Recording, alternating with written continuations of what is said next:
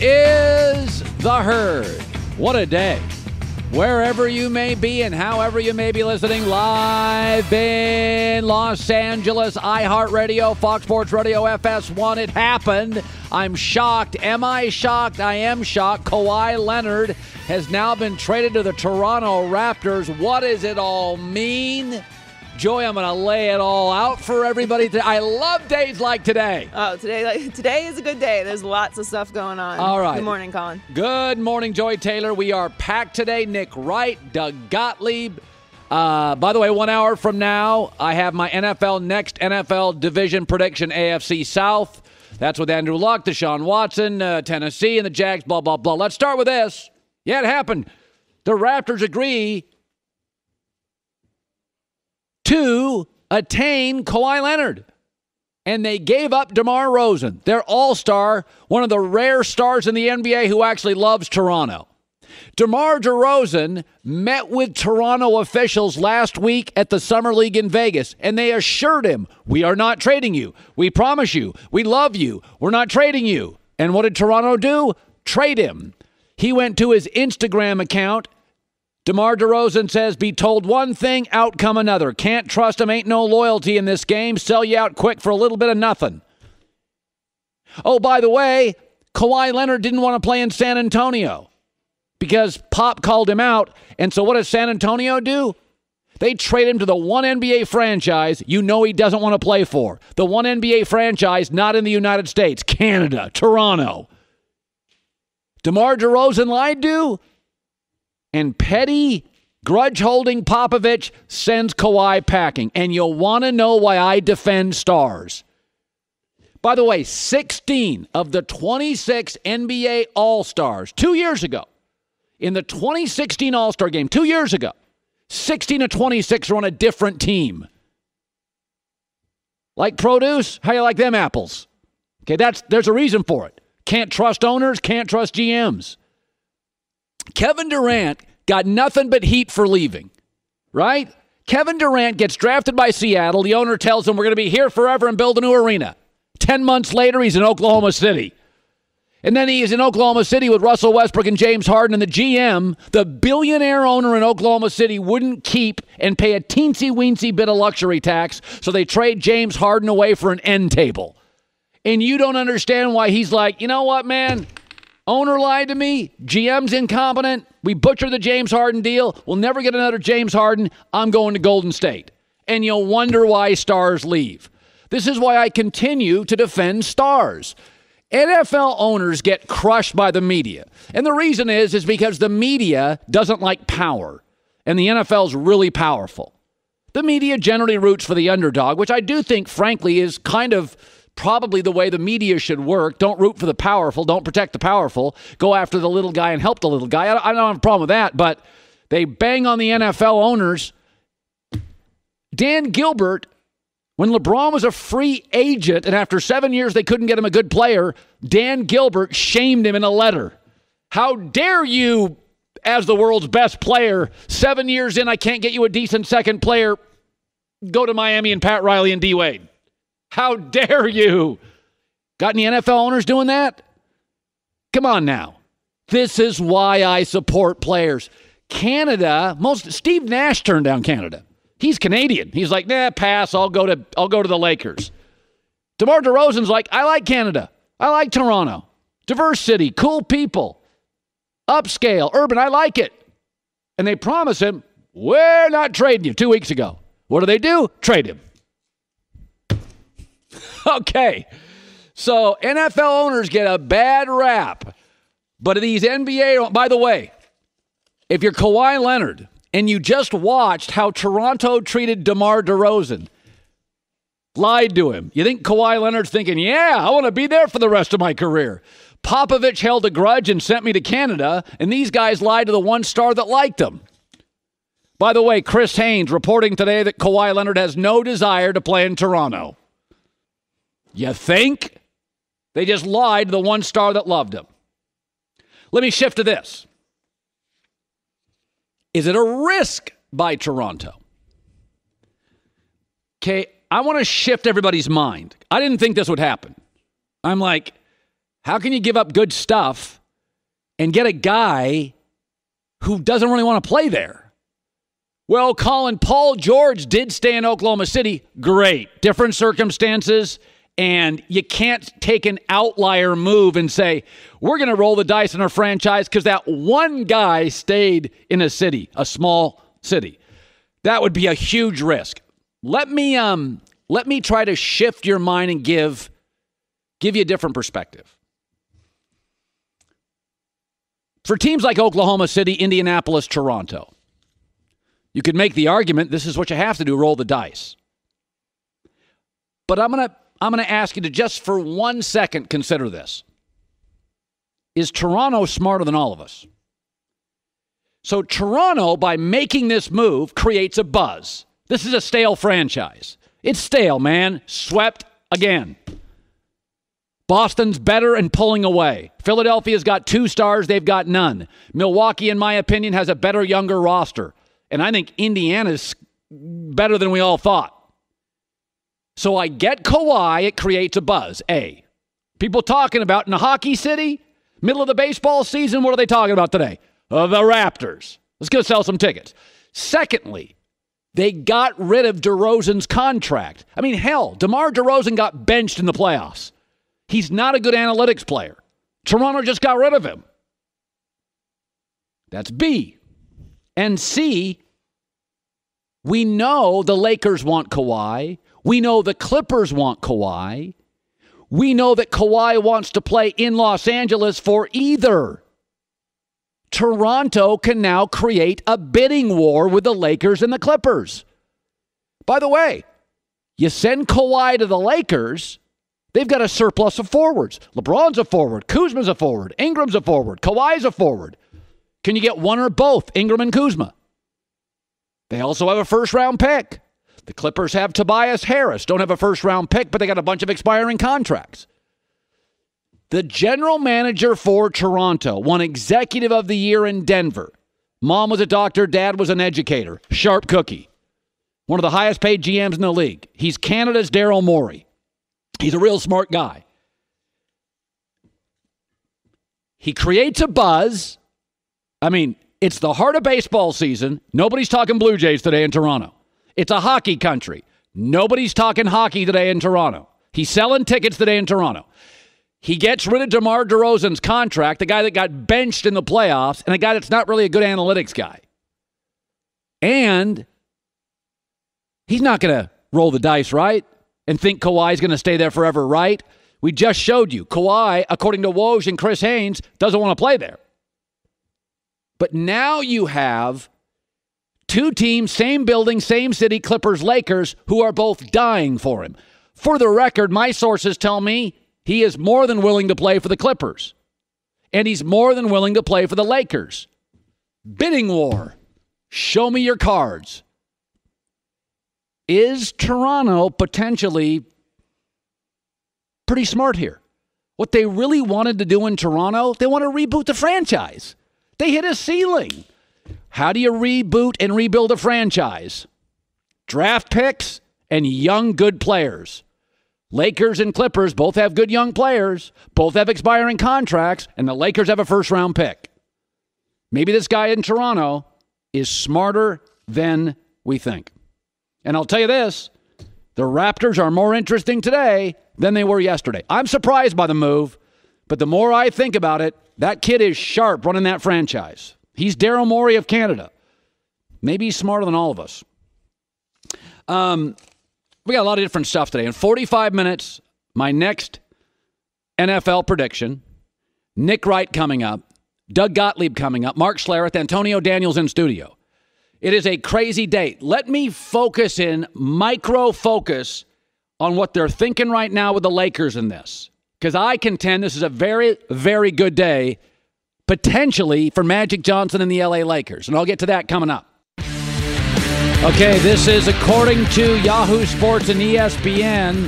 Kawhi Leonard, no desire to play in Toronto. I'm just reading that.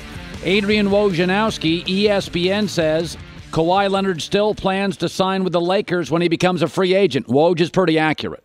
Okay, here's the loser today in this deal. San Antonio getting DeMar DeRozan and a center, a young center, and Toronto getting Kawhi Leonard and Danny Green. This is all about DeMar DeRozan and Kawhi Leonard. The ancillary pieces don't mean anything in the playoffs. We all know that, right? It's about two stars. Kawhi's the better player than DeMar DeRozan. Kawhi's the better analytic player. He's the better player, better two-way player. DeRozan is a nice guard. I'm not sure he'll be an all-star in the West, but he's a nice player in San Antonio system. He'll be fine. But here's the loser in this, Philadelphia. Because my belief is Toronto's general manager is really smart. Okay, really smart guy, executive of the year in Denver, knows what he's doing. Is he really going to roll the dice and say, we're going to keep Kawhi all year and just pray he stays with us? Because you know what happened to Paul George? I wouldn't roll the dice. What is Toronto doing with this move? They're getting out of DeMar DeRozan's contract. They want to reboot the franchise. They've hit a ceiling. Now you got a great chess piece. But you know where you're not going to send the chess piece? To Philadelphia. Okay, Toronto's not going to sign a death sentence. Boston's already better than you by a ton. And they're getting better with Kyrie and Gordon Hayward coming back. Philadelphia's got 2 stars. Now you have 1. Why would you give them their only star so Philly's got 3 stars and you can't beat them for a decade? Why would you do that? That's why Pop wanted Kawhi East. Why would you sign your own death sentence? So Philadelphia is the loser here. They need a third piece to be a viable championship contender. Toronto got him, and Toronto's not sending him to Philly. The winner in this, to me, is Toronto, because now they have Kawhi as a chess piece, and I believe they'll move him, and they'll move him to the 2 places he'd be willing to play. Lakers, Clippers. Now, we had the LeBron-zo-meter for like a year before it happened, and people made fun of us, but we were right. That's where LeBron and Lonzo ended up playing together. We've introduced this last week, the Kawhi Pie. Now it's time to check in on Kawhi Pie. All right, here's that sounds delicious. It really is delicious. Now, it starts, a couple days ago we put this up there, and we said we thought it was 60% Lakers, 30% Clippers, and 10% Sixers. Okay, the new Kawhi Pie, eliminate the Sixers. It's 60% Lakers, 40% Clippers. I think the Clippers with Jerry West have a real shot.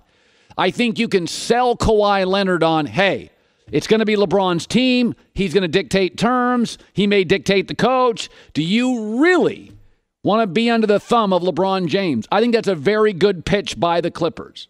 Now, the good pitch by the Lakers is, do you really want to be the number 2 franchise in the building? Do you really want to be a Clipper when you could play with LeBron and win championships? That's a very strong pitch. That's why I give the Lakers the edge. Toronto knows. We've got multiple reports from legitimate NBA people. Kawhi doesn't want to play in Toronto. So either the Toronto GM is going to roll the dice on this and have him hopefully fall in love with Toronto. That is a massive risk. Or use him as a chess piece and get the Clippers and the Lakers bidding against each other. And again, it is a clear sign that Toronto wanted out of the DeMar DeRozan contract and is willing to roll the dice here. I don't think they'll roll the dice again and say, God, maybe that Paul George stays in OKC thing works. If I'm Magic Johnson, knowing that Jerry West is going to use LeBron against him in the pitch for Kawhi, my feeling is Magic Johnson now should make a very strong offer for Kawhi Leonard.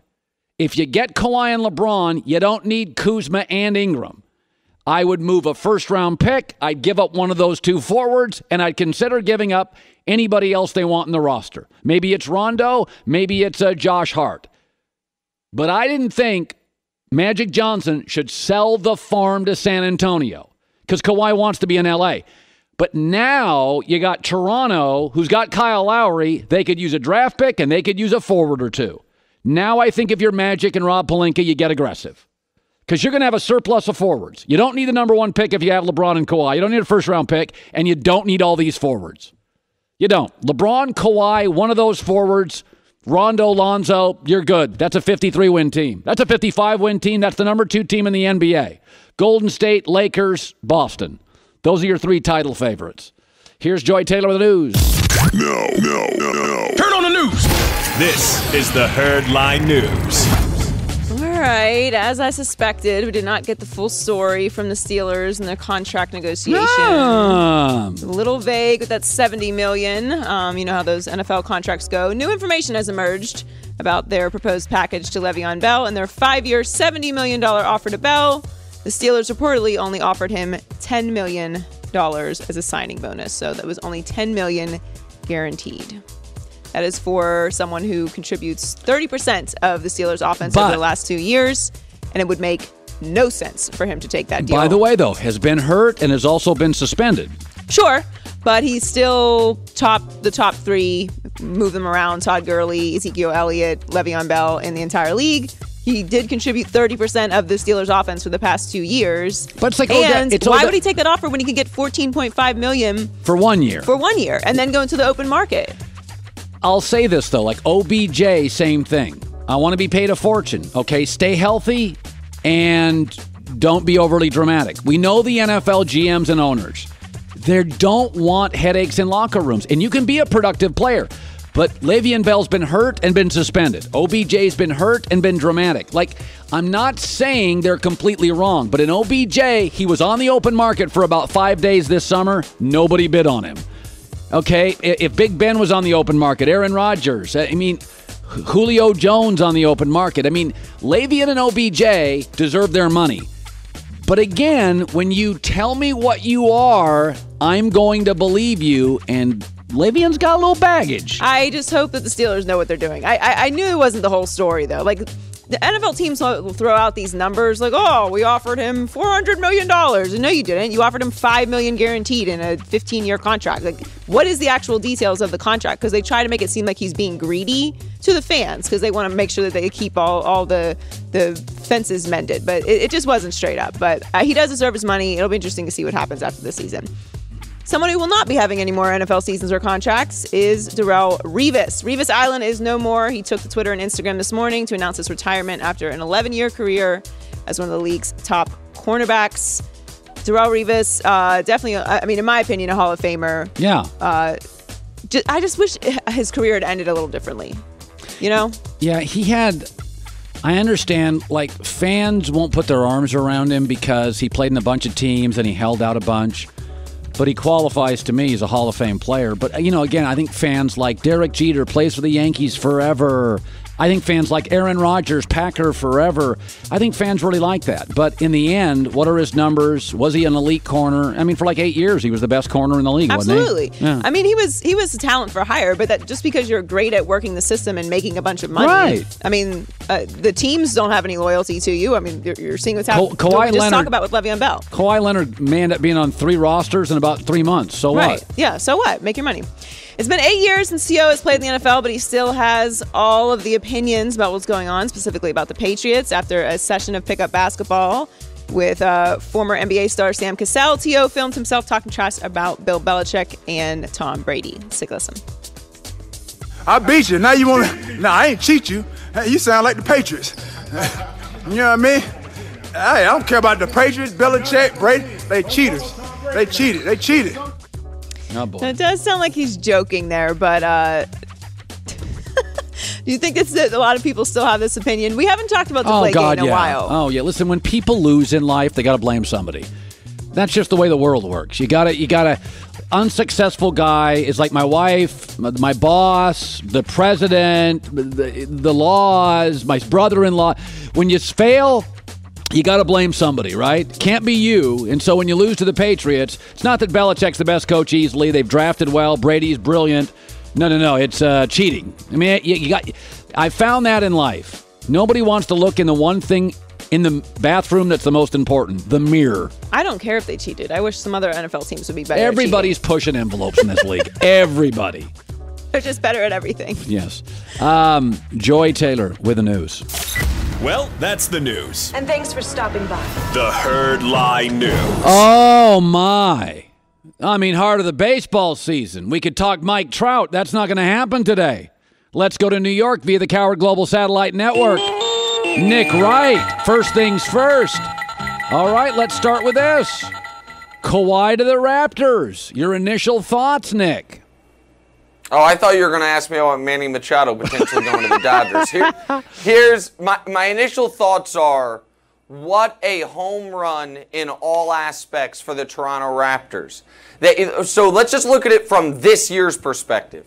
They add a guy in Kawhi Leonard who instantly becomes either the best or the second best player in the entire conference. I would have him slightly behind Giannis, but I know some people would have him number one. They were a 59-win team last year with DeMar DeRozan. They just got better. So for the here and now, they could make the NBA Finals for the first time in franchise history. But also, they knew this team as presently constituted had maxed out. They also know Kyle Lowry is making $30+ million as a 6-foot point guard at age 32. They know Lowry, Ibaka, Valanciunas all have 2 years left on their deal. So you go for it all this year. If it doesn't work out, then you can fully load the rebuild. They didn't give away a lottery pick. The first round pick is protected 1 through 20 and then instantly turns into 2 second-rounders. And their 3 best young players, Anunoby, Van Vliet, Siakam, kept all of them and only gave up Jakob Poeltl. This is a home run for Toronto for the right now and for the long term. But we've got Woj, who's accurate, saying he doesn't want to play in Toronto. Chris Haynes, legitimate, doesn't want to play in Toronto. We got another reporter. So it seems to me they can roll the dice on the Paul George stayed in Oklahoma City thing, but I see Kawhi as a chess piece to rebuild and get more young players and draft picks for the Lakers or Clippers. You? All right, so I heard you talking about this, and this is interesting. Could they potentially wait the 60 days or longer that they have to wait before they can trade a player they acquired via trade and actually flip Kawhi for more value than they gave up for him? If you look at DeRozan as, because of the contract, something of a neutral trade value, right, can they get more than Poeltl and a heavily protected first? Yeah. Absolutely. Yeah. Why would... Now, I don't know that they're going to want to do that. I think they might want to sell to the fans in Toronto, we're going for it this year. But if they do want to do it, and it's not just those people reporting it. I mean, my guy Chris, Carter, that's been all over this from the beginning, said this morning that not only does Kawhi have no interest playing in Toronto, his people were finding out about the trade the way we found out about the trade, following Woj and Shams on Twitter. So there wasn't a lot of communication there. But so do I think there would be a possibility that the Lakers would step up and try to make a trade work? Yes. Why would they do that rather than just wait for Kawhi in free agency? Because, man, oh man, it looks like a brilliant plan if you keep all your young guys and a year from now get Kawhi Leonard. It looks like you have blown the LeBron James acquisition if all of a sudden you don't get Paul George, Kawhi goes to the Clippers, and now you're just hoping some of the Warriors leave in free agency and go to your team. Exactly. So would I roll the dice and still try to acquire Kawhi if I'm the Lakers? If he is available again, yes, I would. See, now I believe, and this is nothing against other networks and reporters, Chris Carter, your co-host, is as dialed into Kawhi as anybody. You and I both know, in my years of doing this for a living, Chris Carter is the most connected athlete I've ever met in my life, maybe the most connected person. So if he is saying that Kawhi doesn't want to play with the Lakers or for the Raptors, I have a hard time believing. I really have a hard time believing that I'm going to give up DeMar DeRozan and just roll the dice on Kawhi. Remember, if the Lakers, this is why Magic has to be aggressive. The Lakers have forward LeBron. They could get forward Kawhi. You now have a surplus of forwards. I'm not even sure where Brandon Ingram fits. Josh Hart had a great summer league. They've got a first-round pick. Nick, I can't, and remember, you know how it works in the NBA, Nick. The longer you have a disgruntled star, the less you get, the longer you keep him. I can't believe Toronto would just say, we're going to make it work. If I give you odds, you believe that? No, here's what I believe. I believe Toronto has no interest in paying the luxury tax. I believe Toronto is not actually... I think Toronto's fine with Kawhi walking a year from now. Wow. As long as the salary comes off the books, as long as they then have those expiring Albatross, Lowry, Valanciunas, and Ibaka contracts coming off the books a year later, and you can really tear it all down. Now, if they can move him, not take on long-term salary, and add a Brandon Ingram, then I think it's in play. I also think that they believe it's at least partially in play. Why? Why else are you protecting that pick 1 through 20? Unless you think there's a chance you all of a sudden could be really bad. Like, you don't ask for the 1 through 20 protection if you're certain you're going to have Kawhi all year long. But, and listen, you're talking about Chris being connected on this. Chris has been open about this. His agent in football is Kawhi's agent. Chris has talked directly with Kawhi's uncle multiple times. I don't think Chris is he's not doing the Schefter thing where Schefter all of a sudden became an NBA reporter in addition to the NFL stuff. But this is one story he's very dialed in on. But the thing is this, unless Kawhi is going to do something I've never seen an NBA player do, which is simply a star NBA player, fail to report for a trade, then what recourse does he have? He theoretically could not make himself available for the physical from the Toronto doctor. That would void the trade, but Toronto could, their move could be, we don't need a physical. We waive the physical. We want the player. So I don't think Toronto made this trade feeling like we're definitely moving him. I feel like they made the trade feeling like they got better and they have the ability to move him. I do want, everyone's giving the conference to the Celtics. That's okay. That's fine. I know this. There are now 3 teams in the East that have a better player than the Celtics have. I know that Toronto, through 60 games last year when Kyrie was healthy and they had DeMar DeRozan, not Kawhi Leonard, Toronto had a better record than the Celtics. I know Philly with Embiid and Simmons and Fultz are all going to be better, and now obviously Boston will be much better with their young guys and their guys coming back from health. But you can make a credible case for 3 different teams to win the East next year. Toronto's now one of them, and so I'm not certain that they're doing this just to move Kawhi. By the way, I think the loser today, you can make your argument Toronto won. I would make my argument that Toronto, Lakers, and Clippers won. The loser today is the Sixers. Here's what I know is not going to happen. That Toronto's going to give Kawhi Leonard to Philly that's got 2 stars, so now they have 3, and you can't beat them for 12 years. I feel like Philly lost today. I think you make the argument Philly and Boston. I think both of those teams, for good or for bad, if we're being honest now, they looked at their rosters, they looked out west to Golden State, and they said, man, even with Kawhi, can we beat them? Now, I think they could have. As great as Golden State is, if Boston could have kept everyone but Jaylen Brown and picks, and by the way, that seems like it would have been a better deal than the one San Antonio got. If Philly could have moved Fultz and picks, could that have competed with Golden State when you add one of the only players in the league that gives Kevin Durant real trouble?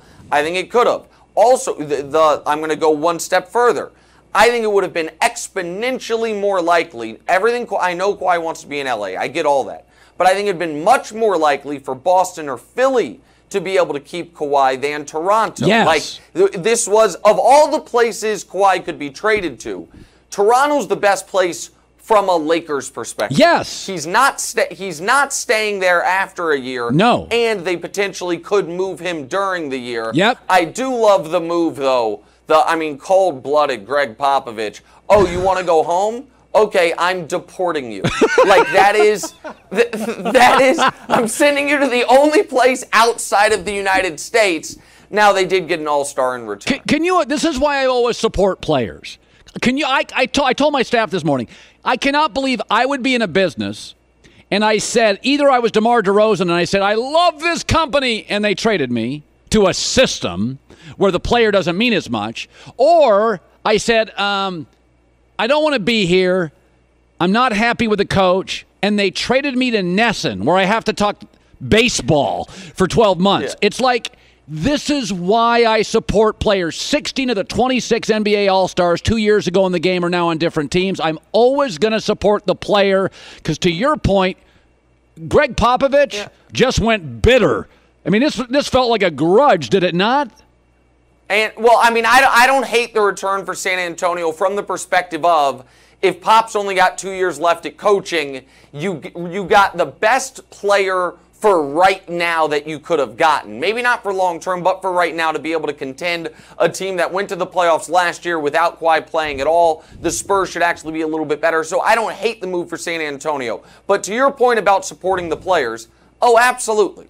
Of course, you listen, the 4 best players in Raptors history, Vince Carter played his way into a trade. He hated it so much. Tracy McGrady left. Chris Bosh left. DeMar DeRozan signs a 5-year extension, says, I am Toronto. I have unfinished business. Reportedly a week ago, they meet him face to face. We're not trading you. And now they knife him in the back and they trade him. Like, it is a cold business. I always support players moving. Unless, of course, you're moving to a 73-win team that just beat you in the playoffs, in which case I don't love that.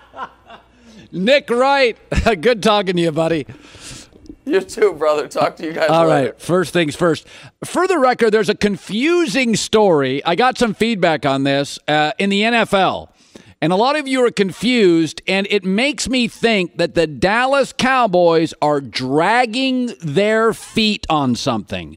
That is coming up next. So there was a move yesterday in the NFL, and I had a couple of friends that were pretty funny about it. They're like, are the LA Rams dealing with a different salary cap than everybody else? How are they doing this? It may be the case. It sounds weird, right? Like they already had some really good players on defense, and they added really expensive Ndamukong Suh and really great Aqib Talib and really great Marcus Peters and really good Sam Shields. And then they already had a really good receiving core, and they just signed Brandon Cooks to a massive deal. And everybody's like, how do they have all these good players and they added more really expensive good players? It's real simple. They have aced the draft. They're not paying Jared Goff, Aaron Donald, or Todd Gurley anything. In fact, they traded for Marcus Peters, and they're not paying him anything because he's on his rookie deal. Right now, the New York Giants pay Eli Manning more, $22 million, than the Rams pay Jared Goff, their starting quarterback, Aaron Donald, the best defensive tackle in the game, Todd Gurley, maybe the best running back, and Marcus Peters, I would say the best pure corner in the game. That's remarkable. It's unbelievable, but this is what happens when you take the draft seriously. And the Rams have hit it out of the park with Goff, Donald, Gurley, and now that's why by the way, Marcus Peters is a pain in the butt. And I think they're going to get rid of him in 1 year. But for 1 year, you got the best corner for $1.7 million. They're paying $21 million for 4 studs. The Giants are paying $22 million for a C-plus quarterback, Eli Manning. That's why I've said Rams are well run. Giants aren't. But I think the Giants have some talent. And by the way, this is how the Seattle Seahawks won a Super Bowl. That they drafted really well, and they had guys like Cam Chancellor they weren't paying anything to, and Russell Wilson, and then they could go out and spend a fortune on Percy Harvin and barely play him. And Cliff Averill. When you nail the draft, especially at quarterback, and it becomes wildly, this is how the Philadelphia Eagles won a Super Bowl. Carson Wentz. He's an MVP his second year on a baby rookie contract. You're not paying him anything. So when you take the draft seriously, and especially when you nail the quarterback, this is why I say about the Dallas Cowboys. Dak Prescott, you're paying him less than a DJ in Seattle makes for 2 years. And you're getting massive production from Dak Prescott. But Dak Prescott in 2 years is getting a monster contract. And Ezekiel Elliott in 2 years is getting a monster contract. So you better start spending big money. Because this is what the Rams are doing. Rams right now have the best pure roster in the NFL.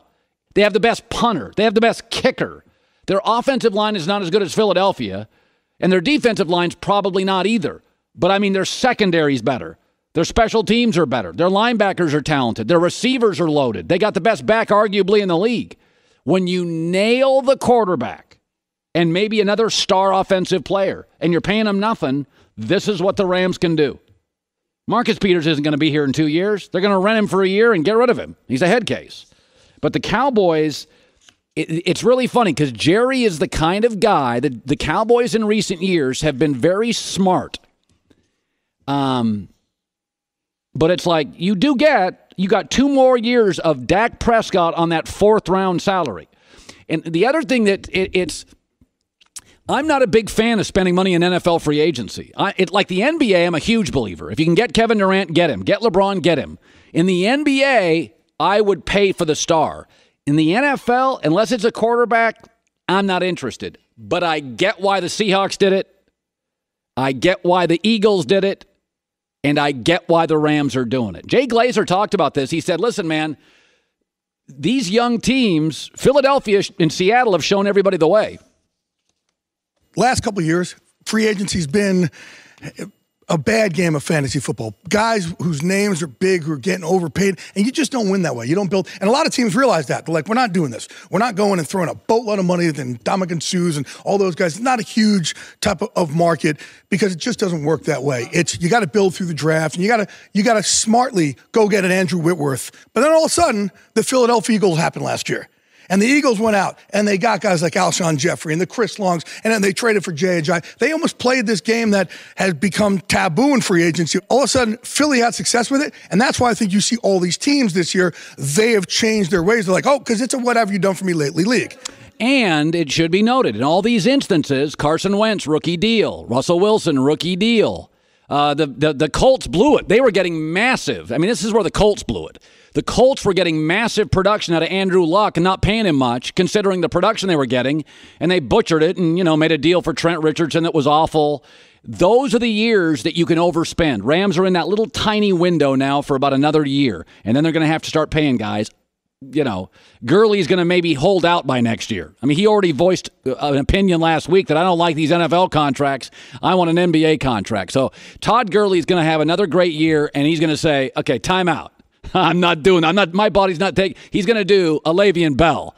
It's like these running backs, I get it. They're like, I'm not going to carry the ball 200 times, 230 times, get beat up, and not get paid. The big story today is Kawhi Leonard, shocked me, has been traded. Popovich got a borderline all-star player for him and a young center. Toronto got a good shooter in Danny Green, marginal player, but a good shooter, and they got the best player in this deal, Kawhi Leonard. I do not believe Toronto's going to keep Kawhi the entire year. We have 3 different reports. Chris Carter, Woj, Chris Haynes, Shams actually 4 saying Kawhi doesn't want to play in Toronto. I believe this is the window. Now, you can't trade him. Once you trade for a guy, there's a window, a month, 2 months. I think Magic Johnson now has to get aggressive. And I think Nick Wright pointed this out. Okay, the Paul George thing shocked everybody. It shocked Magic. It shocked LeBron. It may have slightly shocked Oklahoma City.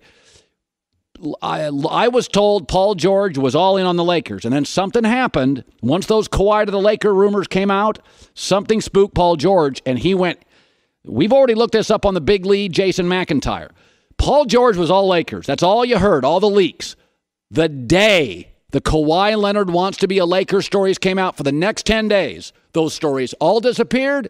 Paul George to OKC stories started surfacing. Leaks started surfacing.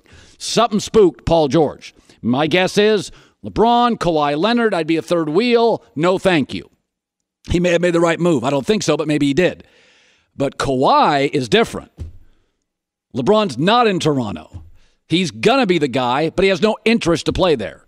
And also, I would say Paul George is a little more of a talker, communicative. Kawhi's different. He's really a different dude. Not a bad dude, just a different dude. And I think Magic now, a little pressure. And Magic also knows the Clippers want him. And Magic also knows Jerry West with the Clippers is going to use LeBron against the Lakers in the pitch. Jerry West is going to say, really, you already had Greg Popovich putting his thumb on you. You want LeBron putting his thumb on you? That's going to be a very good pitch by the Clippers. That's going to be a very, very good pitch. Come here, be the guy in L.A., get a shoe deal. You're the man. We build around you. You get what you want. That's Jerry's pitch, and it's a pretty good pitch. And Magic's going to say, Toronto, I can give you more, and Kawhi, you want to win titles or not? LeBron and you win titles. Do you want to win titles? By the way, you get a bigger shoe deal if you're playing in June. Get knocked out in the first round with the Clippers, don't get a shoe deal. You're playing with LeBron in the finals, you get a shoe deal. All right, hour number 2. Doug Gottlieb, Mark Schlereth, my NFL prediction. The Herd. This is The Herd. wherever you may be, however you may be listening, live in Los Angeles, Hour 2, iHeartRadio, Fox Sports Radio, FS1. Great hour. Great hour. Joy Taylor's joining me. Doug Gottlieb, last 15 minutes of the hour on the Kawhi Leonard stuff. He'll be great on that. Buy, sell, or hold. And we've been doing every day at this time. We're going to do it today and then finish up tomorrow. We pick a division, we give you the winner. So we're going to do one today. So far, here's what we've done. We started with the NFC North. We think Green Bay wins the division. We still like Minnesota, but everything went their way last year. Bizarrely healthy on defense, turnover ratio. They've got a new quarterback and a new coordinator. Packers win the division. We went to the AFC North. Pretty easy for us, actually. Pittsburgh will be the number 1 seed. They are absolutely loaded with or without Le'Veon Bell. I think the Ravens have a controversy coming up between Lamar Jackson, who the fans want to see play, and stoic Joe Flacco, who's been underwhelming. Browns will be the most improved team in the league. 6 times more wins than last year. They'll go 6-10. Then we went AFC East. Patriots winning it, but I do think they pull back. I think they're actually doing something they rarely do. They're rebuilding their offensive line. Tom Brady's age doesn't concern me. What concerns me is after Dante Hightower, they don't have an elite player in their front 7. Nick Foles tore them apart last year.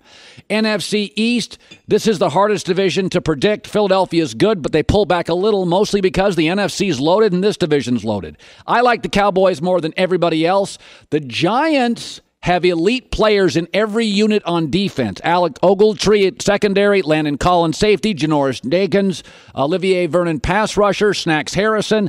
Washington's good, but they've never been the same since Sean McVay left, averaging 80 yards and 3 points less a game. And in the NFC, in that division, that's 6-10. Then I went to the AFC West.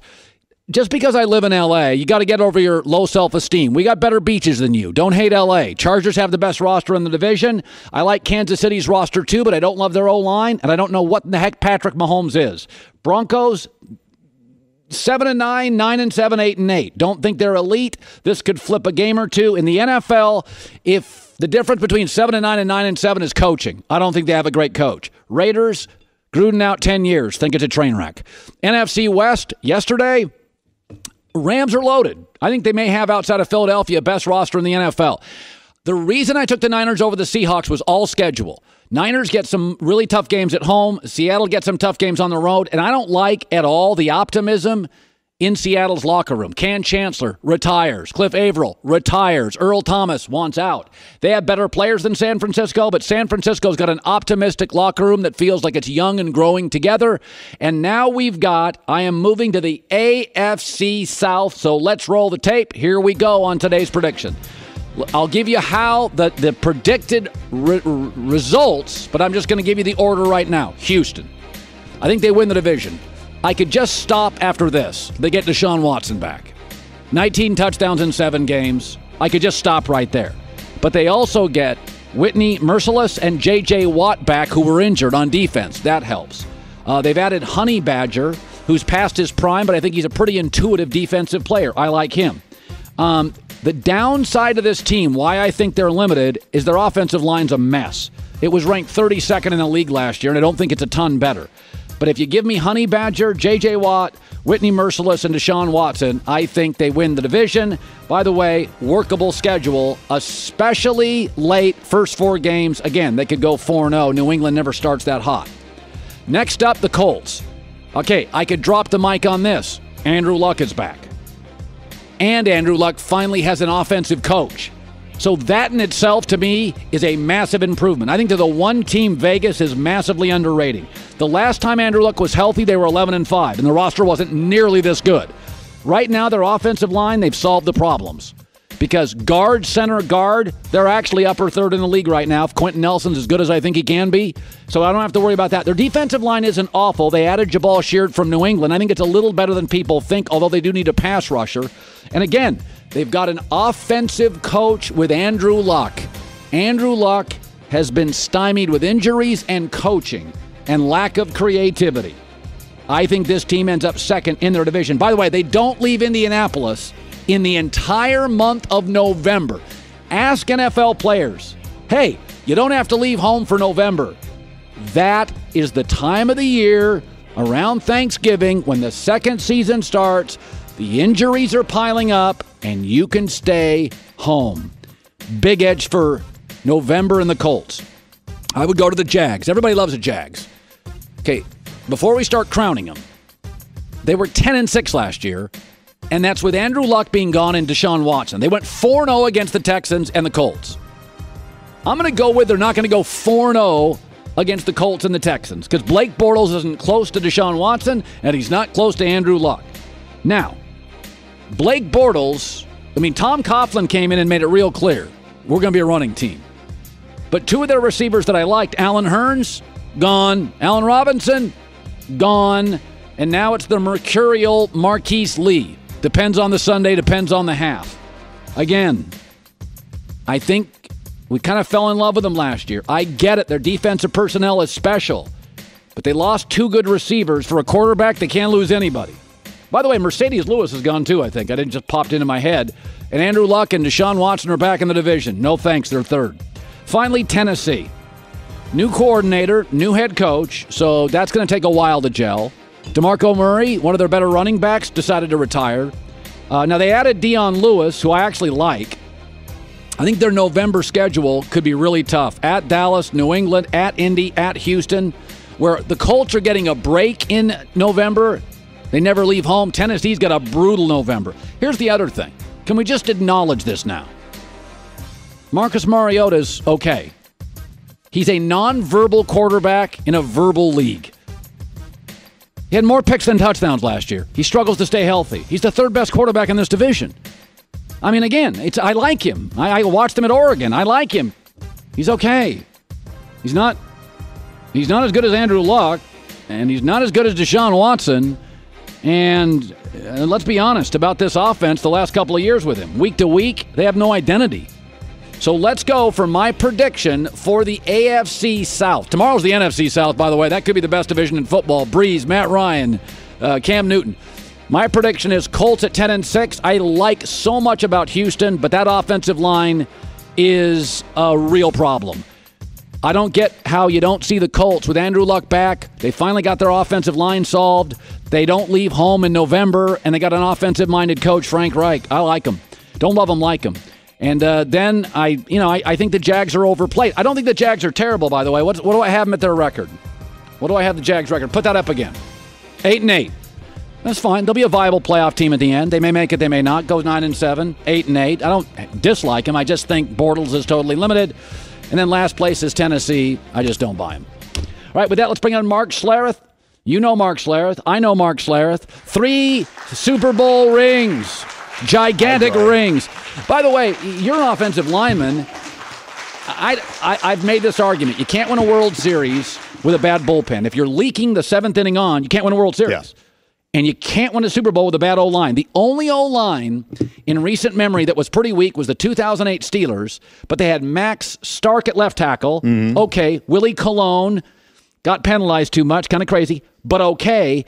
I like Houston. You can't win a Super Bowl without O-line. Seattle, you can't win big games without O-line.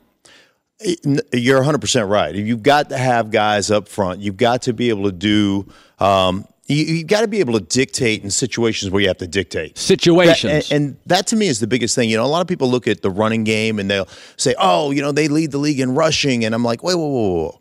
They had 22 carries, 19 of them were for 1 yard or less, and they had 3 breakout runs. They don't know how to run the ball. Right. Like, you have to be able, in 3rd down and 2, dictate terms, to have the potential to line up heavy and throw it, or to line up heavy and say, we're going to run it down your throat, and there's nothing you're going to do about it. Yeah, and that's what you have to be able to do. That's why I think, if you ask me the Super Bowl teams I think could win it, Pittsburgh, they can push the ball. Sure. Okay, it's not Le'Veon Bell. They can push the ball. Dallas, I know you think I'm crazy. Philadelphia, the Rams. You start looking at my Super Bowl team, it's like Kansas City. I don't love their offensive line.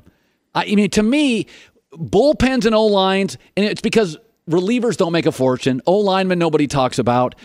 They have become the secret sauce in their respective sports. Now, let's go to the Le'Veon Bell. You have a very interesting thought on Le'Veon Bell. You're not a big believer, and you just bring in the Brinks truck. Why?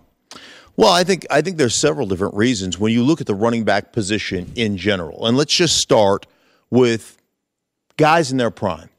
when you get to the NFL and you learn the game from the college game and you start entering into really playing a lot, you start hitting your prime, you're 27, 28, 29. Like, you're in the prime for every other position, whether it's receiver or offensive lineman, quarterback, right? 27. 27, 28. You're like, bam, that's my prime. Now I can earn. The running back position, you're gone. See ya. 30 years old, you don't play anymore, right? You just start to go downhill. So why am I going to invest in a running back that's 26 on a 5-year deal? Coming off 1 million carries. Yes, coming off 1 million carries. He's had some injury issues. You know, he's had a couple of off-field incidents where he's been suspended because of marijuana use, right? Yeah. So, I mean, you look at it from that standpoint alone, and just the wear and tear and the touches. And I told you this yesterday. You know, I picked up a fumble once in my career. Yeah. Right? I mean, I thought I was going to score. I was a rookie. I was playing guard. A defensive lineman beat me like a drum, goes around chasing the quarterback, the ball pops, I catch it, and I was covering kickoffs. I could run. I'm like, I'm going to score. I took about 3 steps, and I swear to you, Mike Merriweather about broke my jaw. He hit me so hard, snot came out of both nostrils, and I just went limp. And the only reason I didn't fumble is because 3 other guys hit me at the same time, right? And I'm laying on the bottom of this pile of humanity going, those dudes who carry the ball for a living are crazy. And if that was what it came down to, for me, I wouldn't have played in the NFL. No, and you were a 305 guy. Running backs are 218, 221. I don't know how they, honestly, I don't know how they do it over time. And he has got an unbelievable skill set. Oh, God. He can run it. He's the most patient runner I've ever seen. He does a better job than any other back in the league of setting up blocks. He catches it out of the backfield like a wide receiver. He can line up wide. He can do all those things. Now, I would tell you, if I was Le'Veon Bell, with the contract that's been reported, if it is true, if I was Le'Veon Bell, I'd never want to play there again. Because when the numbers get leaked and the numbers are, hey, $70 million over 5 years, and then it comes out this morning, I think it's Mike Florio from Pro Football Talk says $10 million of it was guaranteed. So wait, you want me to sign a 5-year deal where $10 million is guaranteed and $14.5 million is guaranteed on the franchise tag right now? So you're asking me to take a $4.5 million pay cut in guaranteed money? Has got caught smoking pot, though. I understand that. I understand where he's at in his career, but that to me is one of those monopoly money contracts. And if I was him, I'd be pissed off. Like, you don't, like, what about a 2-year deal? I haven't gone through my prime yet. What about a 2-year deal where I'm guaranteed, $30 million?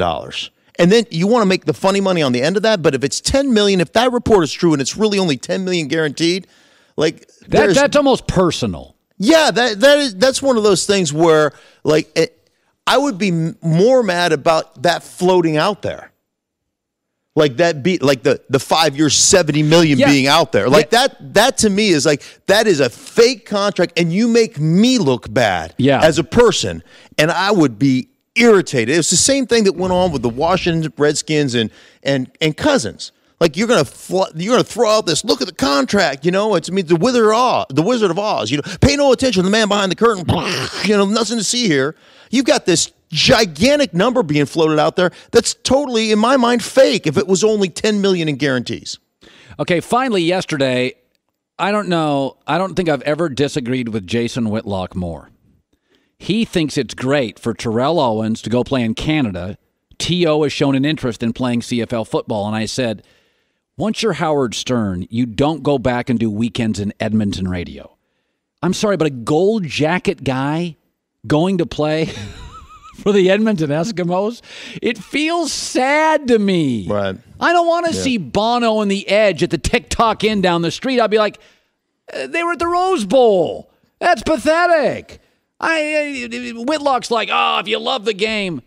You want to see T.O. in Canada? Well, no. I mean, I don't. I just, here's the deal, and it's consequences. Like, our actions have consequences. You tell your kids this all the time, right? If you do this, this is going to happen. You look at T.O. from a number standpoint, one of the greatest receivers that's ever played the game. Right. Here's what ends up happening to you, because you haven't been in a camp since 2012. You were at the Seahawks that, go ahead, they let personalities be personalities, right? Right. So the NFL has this equation. When your the headache that you are, the issues that you bring outweigh the potential of production, you no longer get to play. And for them, they watched him and said, his persona, what he is, the fact that he is, disenfranchised himself with several different organizations, right? And the production that he is potentially bringing to us, it's not worth the headache. I don't want to see Vin Scully doing minor league baseball. Right. I don't want to see that. Right. I don't want to. But I'm saying if you think that the Canadian League is your stepping stone to get back in the NFL, but Mark, you're crazy. He hasn't made an NFL catch in 8 years. Right. It's over. No, I'm 100% with you. And Joy, do you think it's great or sad? Sad isn't the word I'm going to use for it. If he wants to still compete, and obviously he's training as if he is going to go compete, then go play. T.O. is obviously not a person that cares about what any of us think about what he's going to do with his time. So if he wants, as far as what people are going to enjoy from it, that I don't know, but I don't think he cares about that. I think he just wants to compete, and the more that people are saying you can't do it because you're too old or because you haven't been hit, which is it a money deal? Is it a money deal? I don't think it's a money thing. I think he just wants to get out there and show how great he is again. And there's not a whole lot of avenues for him to do that in. Yeah, well, just because you can run fast doesn't mean you can still play. Oh, no, listen, Gold's Gym is lined full of guys that can bench 4 1/4. Right. They walk around like this. How much can you bench? And they have a girlfriend named Trina. I guarantee you right now in this outfit, I can go in and bench over 400 pounds. I can't take a snap in the NFL. I break like a piece of peanut brittle. No, you've been to Gold's Gym. You see the guys in there. Right. I'm one of those guys. What are you talking about? No, but you go to Gold's Gym, and there's a guy named Russell and his girlfriend Trina, and he nicknamed him. Russell nicknamed himself Killer, right? Like, call me Killer. Plus, Trina can probably put up. And they have massive traps, and they have that back acne, and whatever. And they bench Delaware, and they are not athletes. Like T.O.'s like, look, I'm ripped, I can run. Dude, there's a difference between on a UCLA track, everything's perfect weather, 4.4. Put on pads, and after you get hit through camp, can you run a 4.4? That 4.4 becomes a 4.6. Well, I always say the reason guys now, it's the law of unintended consequences. You don't practice, you don't lean on each other, you don't do anything.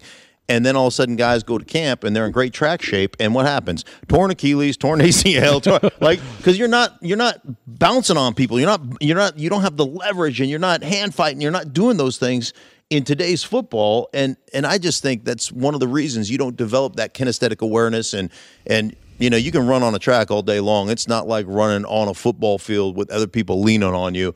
It's a completely different set of muscles that you just can't work out on a track. By the way, thank you, Mark Schlereth. Yeah. Coming up next, buy, sell, or hold, Doug Gottlieb, and why the Kawhi Leonard to the Raptors, potentially the Lakers, maybe even the Clippers, is a great thing for the NBA. That's coming up. Friday on FS1, Ice Cube's Big 3 basketball is live from Miami. Baron Davis, Nate Robinson, and more basketball legends go head-to-head in a 3-on-3 competition you don't want to miss. Catch it live on FS1 at 8 p.m. Eastern or stream it live on the Fox Sports app. Baron Davis been the best newcomer easily. By the way, I just want to ask you, I know everybody freaks out when NBA stars leave their team. Oh, I've always been a huge fan of player mobility. Everybody freaks out. Oh, it's hurting the league. I'm just asking, you think people in Toronto, in the middle of the baseball season, are talking about the Blue Jays today, 23 games back? Think they're talking about hockey today? Biggest city in Canada. What are they talking about today? NBA. Kawhi Leonard is now a Raptor. Yeah. NBA owns Canada in July. By the way, what do you think they're talking about in San Antonio today, the heart of Houston Astros country? That's a Houston Astros city. First place, great team. You think they're talking about baseball? No, they're talking about the San Antonio Spurs, DeMar DeRozan. Okay. Yeah, by the way, San Francisco baseball, what were they talking about a week ago? Boogie Cousins. L.A. Dodgers playing great, first place. What were they talking about? LeBron. Lakers. Houston's got, Chris Paul to the Rockets, re-signed. Let's not talk about Astros. In major cities, July, the NBA has overwhelmed baseball and now even the NFL. For everybody freaking out about player mobility in this league, what are they talking about in San Antonio today? What is every reasonable national show talking about today? At the two networks that have opinion shows. What are they talking about in Canada today? A hockey country that's got a baseball team in the most prestigious division in baseball, American League East. They're talking NBA. Joy Taylor with the news. No. Turn on the news. This is the Herd Line News. So the start of the NBA season is still over 3 months away, but Magic Johnson is already trying to temper expectations for the Lakers. He joined the ESPN broadcast during his team's Summer League championship game against the Trailblazers last night. Yeah. By the way, shout out to Josh Hart, named MVP of the Summer League. Yeah, Lakers with back-to-back Summer League MVPs. Anyway, he said he was expecting a slow start to the coming season. Let's take a listen. We're going to be, I feel, one of the best teams in the West. And so I'm looking to see, as the season goes along, we grow, we get better and better. Because I think we're going to start off slow. Because when you got this many new guys to go along with the other young guys, it takes a while to get to know each other. And we hope that we're going to be like Chauncey's Detroit Pistons. Nobody expected them to win, and then they tore my Lakers apart. And so I think we'll gradually get better and better and better, and then I think we'll be really good toward the playoffs. This is very, very smart. I think he's right. Operator Magic Johnson. Look, I personally have no expectations of the Lakers this year. I think that they will be in the Western Conference Finals because I no longer want to doubt LeBron James. It's kind of an exercise in futility. It's like thinking that Tom Brady's not going to be competitive next year. Like, Agreed. do that and, we'll talk at the end of the season. However, I do think that this year is about planting a seed of inspiration for the Lakers. Right. Lakers fans, the young core, let them know we can do some winning. You have to teach young players how to win. As silly and abstract as that sounds, if you're in an environment where all you do is losing and it just becomes acceptable, then that becomes habit. They have to break that habit first, and they need another piece around them, and next year they have that availability. And who knows, there's still some moves that might be made with Kawhi, but I think the way that this team is currently assembled, this is the right level of expectation for them. I agree. I think they're a 48 to 50 win team if they got Kawhi, which I think at some point the Clippers and the Lakers will be vying for him near the trading deadline or sooner. But, they're not going to... never forget, he didn't win in Miami first year. He didn't win in Cleveland back with Kyrie first year. Chemistry's not an easy thing. It took the Warriors dynasty a long time to gel. That requires patience, though, which sports fans have a Very limited amount of. Speaking of that, and the Summer League MVP, Lonzo Ball underwent successful arthroscopic surgery on his left knee yesterday, and the Lakers say he is expected to be ready by training camp. Have you ever had knee surgery before? No. I had water on the knee as a kid. You ever had any, other surgeries? I'm not courageous enough athletically to need surgeries. Do we need to get you some more green juice over there? I had an ice cream headache 2 weeks ago. That's about it for me. I'm not real courageous. The knee makes me nervous with Lonzo. It's just arthroscopic, but he has added a little more weight and come into his ball body, as LeVar would say. But this season will be interesting for him. And if he ends up staying with the Lakers, I think that it's going to be fun to watch him alongside LeBron, since there's so many doubters right now. And finally, I mentioned Tom Brady a few minutes ago. He appears to be enjoying his offseason with his family on vacation in Costa Rica. We know this because he's running around shirtless, and pictures have surfaced from him on the beach with his supermodel wife, Giselle. And social media is obviously not being kind to Tom Brady, as social media tends to do to everyone. They're calling him out of shape. I don't know what particular shape you need someone to be in. I don't think quarterbacks need to be ripped. To be honest with you, I was told, Trent Dilfer told me years ago, he goes, a quarterback should keep about 8 pounds of pudding on him. He goes, you get beat on from September to January. You don't want to be ripped. RG3 was ripped. He couldn't stay healthy. It's just, this is the whole thing with Tom Brady. He's about being long and lean and flexible. He's a 40-year-old guy. That's a fine body. I am not in the business of picking on other people's bodies, but to me, I just find this hilarious that people have the time to pick on what Tom Brady looks like when he's got 5 Super Bowl rings. And a supermodel wife. Go look in the mirror with your muscles. Enjoy yourself, I guess. Yeah. It is kind of attractive when you're awesome in your job. Maybe Giselle kind of thinks it's cool to be around a really aspirational, amazing guy who's humble despite all his success. I think Giselle and Tom are doing fine. Yeah. I think they're all right. Joy with the news. Well, that's the news. And thanks for stopping by. The Herd Live Doug News. Gottlieb in less than 10 minutes. He'll be great today. I'm very excited for today's buy, sell, and hold. This is a good one. I'm the stockbroker. You ask me the questions, and I tell you, do you buy it? Do you sell it? Or do you hold it? Here we go. Time to buy, sell, or hold. I'd buy that for $1. Colin will decide if he'll buy it, sell, I want you to sell. or hold. Please hold. Buy, sell, or hold. Jimmy Garoppolo will throw more touchdown passes than Tom Brady. By the way, Tom Brady's going to be 41. The most touchdown passes ever thrown by a 41-year-old is 11 by Warren Moon. That tells you, the durability and the ease in which Brady is aging in this league. Here's the thing to remember. San Francisco passed 61.5% of the time last year. That was the sixth most in the NFL. And they added a very good rookie receiver, Dante Pettis. Kyle Shanahan likes to throw the football. New England only threw the ball 16th most in the NFL, and Julian Edelman is not going to be around for the first month, and Brandon Cooks is gone.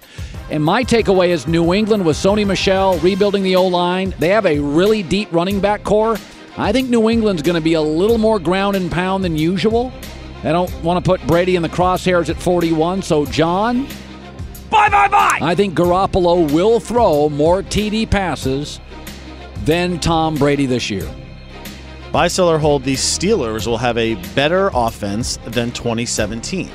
Well, they averaged 377 yards last year per game. That is a lot. First of all, their division is better. Cleveland is significantly better. I think the AFC overall is better. And the Steelers' defense, although they get to the quarterback, is not great. They allow long drives, meaning Big Ben and Le'Veon and Antonio Brown are not on the field. And so I think Big Ben and the Steelers will have a very, very good year, but they were number 3 in yardage last year. John? Sell. I don't think they'll be more productive than last year. Buy, sell, or hold. Dak Prescott will have his best season as a pro. Well, he does not have a true number one receiver, and I didn't love Dez Bryant, but he could stretch the field. He made big plays. And he didn't have Jason Witten, who is his reliable third down tight end. And I would say this, the NFC East is good with a lot of pass rushers. Got Ryan Kerrigan in Washington, Olivier Vernon in New York. Philadelphia added Michael Bennett. So that's an easy one for me, John. Sell. I don't think Dak Prescott will have his most productive year. I think they could win a bunch of games, but I think they're going to be more of a running team. Ezekiel Elliott's not going to get suspended this year. They're going to have him 14, 15, or 16 weeks. Buy, sell, or hold. Saquon Barkley will have a more productive season than Odell Beckham Jr. Well, first of all, the Giants only rushed the football 38% of the time last year. That was 29th in the league. Okay, they're going to go to about 48% this year. They know what they have in Eli Manning. They got a C quarterback who needs help. So they're going to run the football a ton more this year. And here's something else that people may not realize. Odell Beckham, his receiving yards per game have gone down every year since his rookie year. He is a fragile wide receiver. So, John? Buy. Saquon Barkley will have a more productive season than Odell Beckham. Barkley, by the way, is also a good pass catcher out of the backfield. Last one, buy, sell, or hold. LeBron will tie Michael Jordan with 5 MVPs in his career. No, I think LeBron's probably out of the MVP business. A lot of people are saying, L.A. this year, he's going to win the MVP. Well, first of all, the Lakers are very young and don't have a ton of shooters. So there's a very big chance that his assists will go down. Also, Lonzo needs the ball in his hands to be effective. He's not a spot-up shooter. So I don't think LeBron's going to have the ball in his hands quite as much. I think Lonzo's going to take away some of those assist numbers. Rondo's a good assist guy. He'll take some numbers away. LeBron won't have the ball in his hands. And they don't have a ton of pure shooters. So his assist numbers are going to go down. Also, LeBron's at a point now, he wants to win playoffs here. I don't care if he wins 60 games. If they get bounced in the first round, it's a failure. He's going to play about 74 games, 75 games. He's not going to play 82. His assist numbers are going to go down. So, John? Sell. I think LeBron is out of the MVP business. Coming up next, Doug Gottlieb, his thoughts on Kawhi Leonard traded to the Raptors and the possibility Magic Johnson now gets uber aggressive and makes a deal to get him. That's coming up next. Put one more destination on your list this summer, GNC. Get the highest quality supplements. If it's not right for you, get a full refund. Live well with GNC. GNC.com. Let's bring him on, the Duggar. Doug Gottlieb, FS1 basketball analyst, NBA guy. After me on Fox Sports Radio. That's it? That's all the applause I get? Man. It's a Wednesday. That's way better. All right, Kawhi to the Raptors. Initial reaction is... San Antonio said, we want a all-NBA caliber player. They got an all-NBA caliber player. I think considering the idea of prospects and draft choices, to end up with DeMar DeRozan, who puts up a lot of points in the regular season, look, I have questions about San Antonio in terms of DeRozan's not a three-point shooter, and LaMarcus Aldridge is kind of a throwback to a previous era. Yeah. And also losing Danny Green and losing Kawhi Leonard, adding DeMar DeRozan, hurts them defensively. But considering they had a depreciating asset, and considering, I think, frankly, they were chasing the market, right?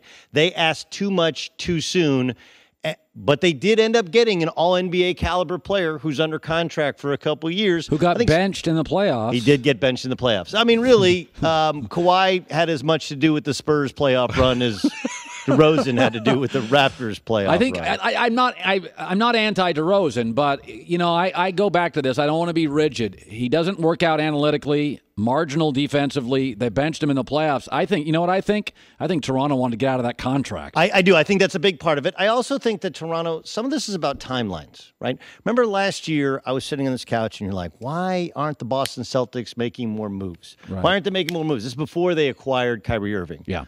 And then when they got Kyrie Irving, they talked about their timeline. They talked about Gordon Hayward fits our timeline. The Toronto Raptors either are going to get to the Eastern Conference Finals or the NBA Finals this year with Kawhi Leonard, or they're going to decide, you know what, let's start selling off some of these pieces and let's start over, and you'll have this hole within their salary structure so they can add another piece. I think this is about their time. They believe their time is now. They had the best record in the regular season last year. They've been a top seed. They've been in good position. They changed coaches. They're going for it. And if Kawhi Leonard will be on board for 1 year, let's see how it works out. I think that's their thinking, as well as the fact that they got out of that DeRozan contract. Okay, so if that's their thinking, you just said a minute ago that San Antonio asked for the world, and they ended up getting a poor defensive, can't shoot, marginal all-star in the West. I don't think it's a marginal all-star is that's there's a bit of an West, oxymoron in there. In the West, he's third, fourth team all in. I mean, is he an all-star in the West? Probably not. He's not. Probably not. Look, DeMar DeRozan can get you buckets. Yes. And I do think, again, what's out there for you? Yeah. Now, they asked for a bunch. They've asked for everything. Okay, so here's my point. What if Magic calls and says, listen, this is the best offer I'm going to give you. Kuzma, Hart, and our number one. They're not giving up Josh Hart. I know that you were watching baseball the past couple days. The rest of the NBA was watching the Summer League, and I know it's just Summer League. He was but great. Josh Hart looked like they're starting two-guard in Summer League. Summer League MVP looks great. He has developed. I think this is the best thing ever for the Lakers. Wait, Jimmy Butler doesn't resign? Where do you think he wants to go? Kawhi Leonard in Toronto? Where do you think he wants to go? Meanwhile, all these young assets that people like you said they should part with. Not all of them. Well, listen, they're sitting there going, okay, we've seen Josh Hart improve. We know Lonzo Ball's going to improve. We believe Brandon Ingram's going to improve. Now, does Brandon Ingram have the lower intestinal fortitude in a big moment? We'll find out. He's playing with LeBron. Plus, they know what they have in Kyle Kuzma. He's going to improve. They're sitting on there saying, hey, our timeline is year 2 of LeBron, year 3 of LeBron, hopefully year 4 of LeBron. We're competing for a championship. Whereas next offseason, Golden State has to decide what they're going to do with Clay, what they're going to do with Durant may leave. What Durant could leave. I mean, heck, then you have Boogie Cousins becomes a free agent. And, you're looking at Draymond Green, who's a free agent. Like, it's all about timelines. Toronto's timeline is let's go for it now. And if not, let's burn it down and start over. The Lakers' timeline is year 2, 3, and 4. The Warriors' timeline is right now, and we'll see what happens later. I kind of feel like the Sixers kind of lost here because I think Toronto would make a deal at the end of the year. but they ain't giving Philadelphia Simmons, Embiid, and Kawhi and saying, for a decade, I'm not going to beat him. Like, I kind of feel like today was a bad day for the process. I would agree, and I also think that that's why the Colangelo deal so greatly derailed them from the process or whatever their future was. You know, like, look, Brett Brown worked with their whole deal was, hey, Brett Brown and Greg Popovich have a great relationship. He used to work for Pop, and he's in the East. If he couldn't get it done, no one can get it done in Philadelphia. But the fact that they felt like a little bit of a rudderless ship, and they haven't solved the Colangelo thing since they got rid of Colangelo. Now what? They went after Daryl Morey 2 days ago, and he said thanks, but no thanks. Yeah, I think their lack of a true GM, a true president who can lead them to that next step has really derailed them. Listen, Kawhi said, I want out of San Antonio, and they got out of San Antonio. Could I make the argument that Kawhi needs to leak it to whoever you got to leak it to? I still want to be a Laker. If you want to get somewhere in this league, 16 of the 26 All-Stars 2 years ago are on different teams. Players are figuring it out. You got to make demands. There's no question. Look, I think timing is everything. This was probably done now because Greg Popovich wants him with USA Basketball. The problem is once he plays with USA Basketball, he's going to show that he's healthy enough to play. And if he's healthy enough to play, he needs to report to duty in Toronto.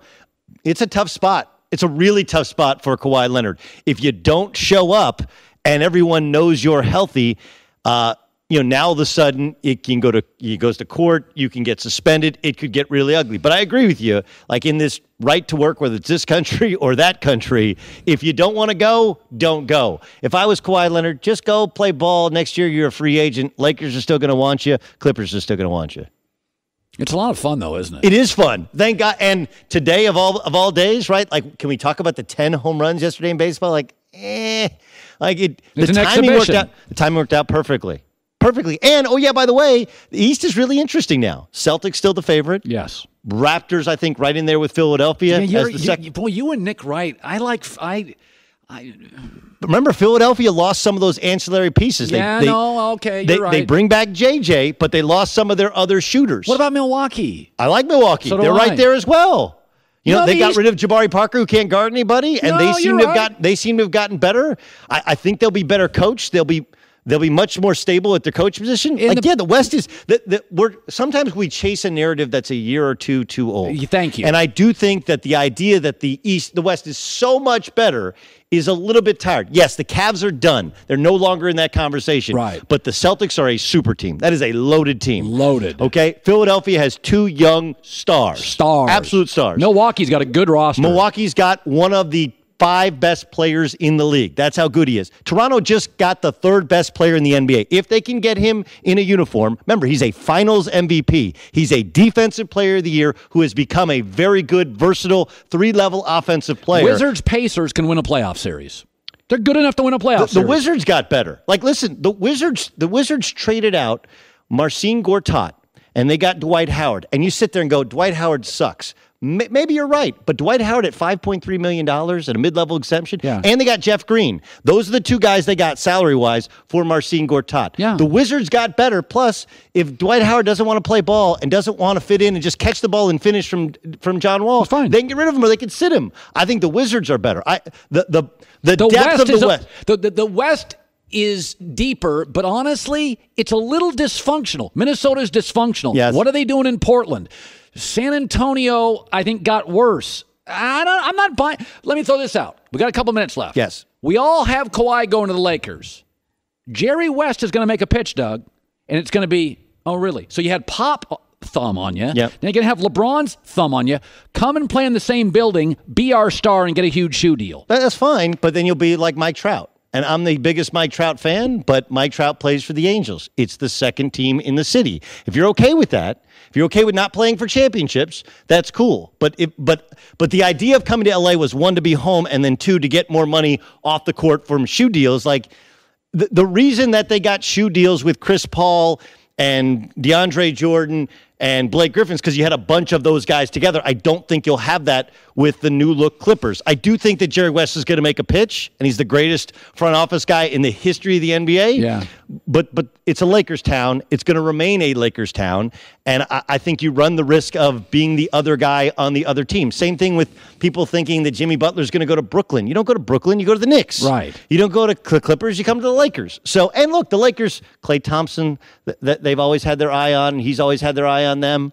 I mentioned Jimmy Butler. There is a plethora, a cornucopia of free agents next year, and somebody's going to want to play with LeBron. And, oh, yeah, by the way, the guys that they have there, those young guys under those rookie contracts, you were talking about NFL rookie contracts, same thing with NBA. They got Josh Hart under a deal for a couple more years. They're going to be good for years to come. Doug Gottlieb, Fox Sports Radio. We head to hour 3. Antonio Daniels is as a hoot. He's going to be joining us. This in L.A. is The Herd.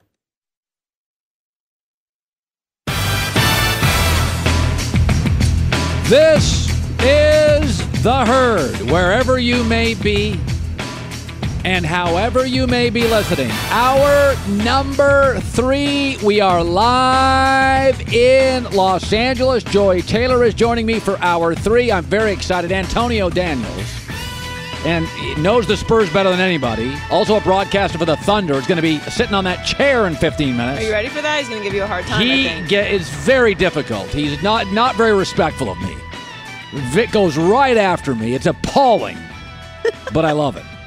And he'll be joining me in 15 minutes. Hour number 3 again. So very excited for that. By the way, so he's in 15 minutes, but we got some big news when we walked in here today. Trade involving Kawhi Leonard and DeMar DeRozan. So let me start with that. DeMar DeRozan met with Toronto officials last week at the Summer League in Vegas, and they assured him, we are not trading you. We promise you. We love you. We're not trading you. And what did Toronto do? Trade him. He went to his Instagram account. DeMar DeRozan says, be told one thing, out come another. Can't trust him, ain't no loyalty in this game. Sell you out quick for a little bit of nothing. Oh, by the way, Kawhi Leonard didn't want to play in San Antonio because Pop called him out. And so what does San Antonio do? They trade him to the one NBA franchise you know he doesn't want to play for. The one NBA franchise not in the United States, Canada, Toronto. DeMar DeRozan lied to, and petty, grudge-holding Popovich sends Kawhi packing. And you'll want to know why I defend stars. Kevin Durant got nothing but heat for leaving, right? Kevin Durant gets drafted by Seattle. The owner tells him, we're going to be here forever and build a new arena. 10 months later, he's in Oklahoma City. And then he is in Oklahoma City with Russell Westbrook and James Harden. And the GM, the billionaire owner in Oklahoma City, wouldn't keep and pay a teensy-weensy bit of luxury tax. So they trade James Harden away for an end table. And you don't understand why he's like, you know what, man? Owner lied to me. GM's incompetent. We butchered the James Harden deal. We'll never get another James Harden. I'm going to Golden State. And you'll wonder why stars leave. This is why I continue to defend stars. NFL owners get crushed by the media. Dan Gilbert, when LeBron was a free agent and after 7 years they couldn't get him a good player, Dan Gilbert shamed him in a letter. How dare you, as the world's best player, 7 years in, I can't get you a decent second player, go to Miami and Pat Riley and D. Wade. How dare you? Got any NFL owners doing that? Come on now. This is why I support players. DeMar DeRozan's like, I like Canada. I like Toronto. Diverse city, cool people. Upscale, urban, I like it. And they promise him, we're not trading you 2 weeks ago. What do? Trade him. If you're Kawhi Leonard and you just watched how Toronto treated DeMar DeRozan, lied to him, you think Kawhi Leonard's thinking, yeah, I want to be there for the rest of my career. Popovich held a grudge and sent me to Canada, and these guys lied to the one star that liked them. By the way, Chris Haynes reporting today that Kawhi Leonard has no desire to play in Toronto. You think? They just lied to the one star that loved him. Let me shift to this. Is it a risk by Toronto? Okay, I want to shift everybody's mind. I didn't think this would happen. I'm like, how can you give up good stuff and get a guy who doesn't really want to play there. Well, Colin, Paul George did stay in Oklahoma City. Great. Different circumstances, and you can't take an outlier move and say, we're going to roll the dice in our franchise because that one guy stayed in a city, a small city. That would be a huge risk. Let me try to shift your mind and give you a different perspective. For teams like Oklahoma City, Indianapolis, Toronto, you could make the argument this is what you have to do, roll the dice. But I'm gonna ask you to just for 1 second consider this. Is Toronto smarter than all of us? So Toronto, by making this move, creates a buzz. This is a stale franchise. It's stale, man. Swept again. Boston's better and pulling away. Philadelphia's got 2 stars. They've got none. Milwaukee, in my opinion, has a better, younger roster.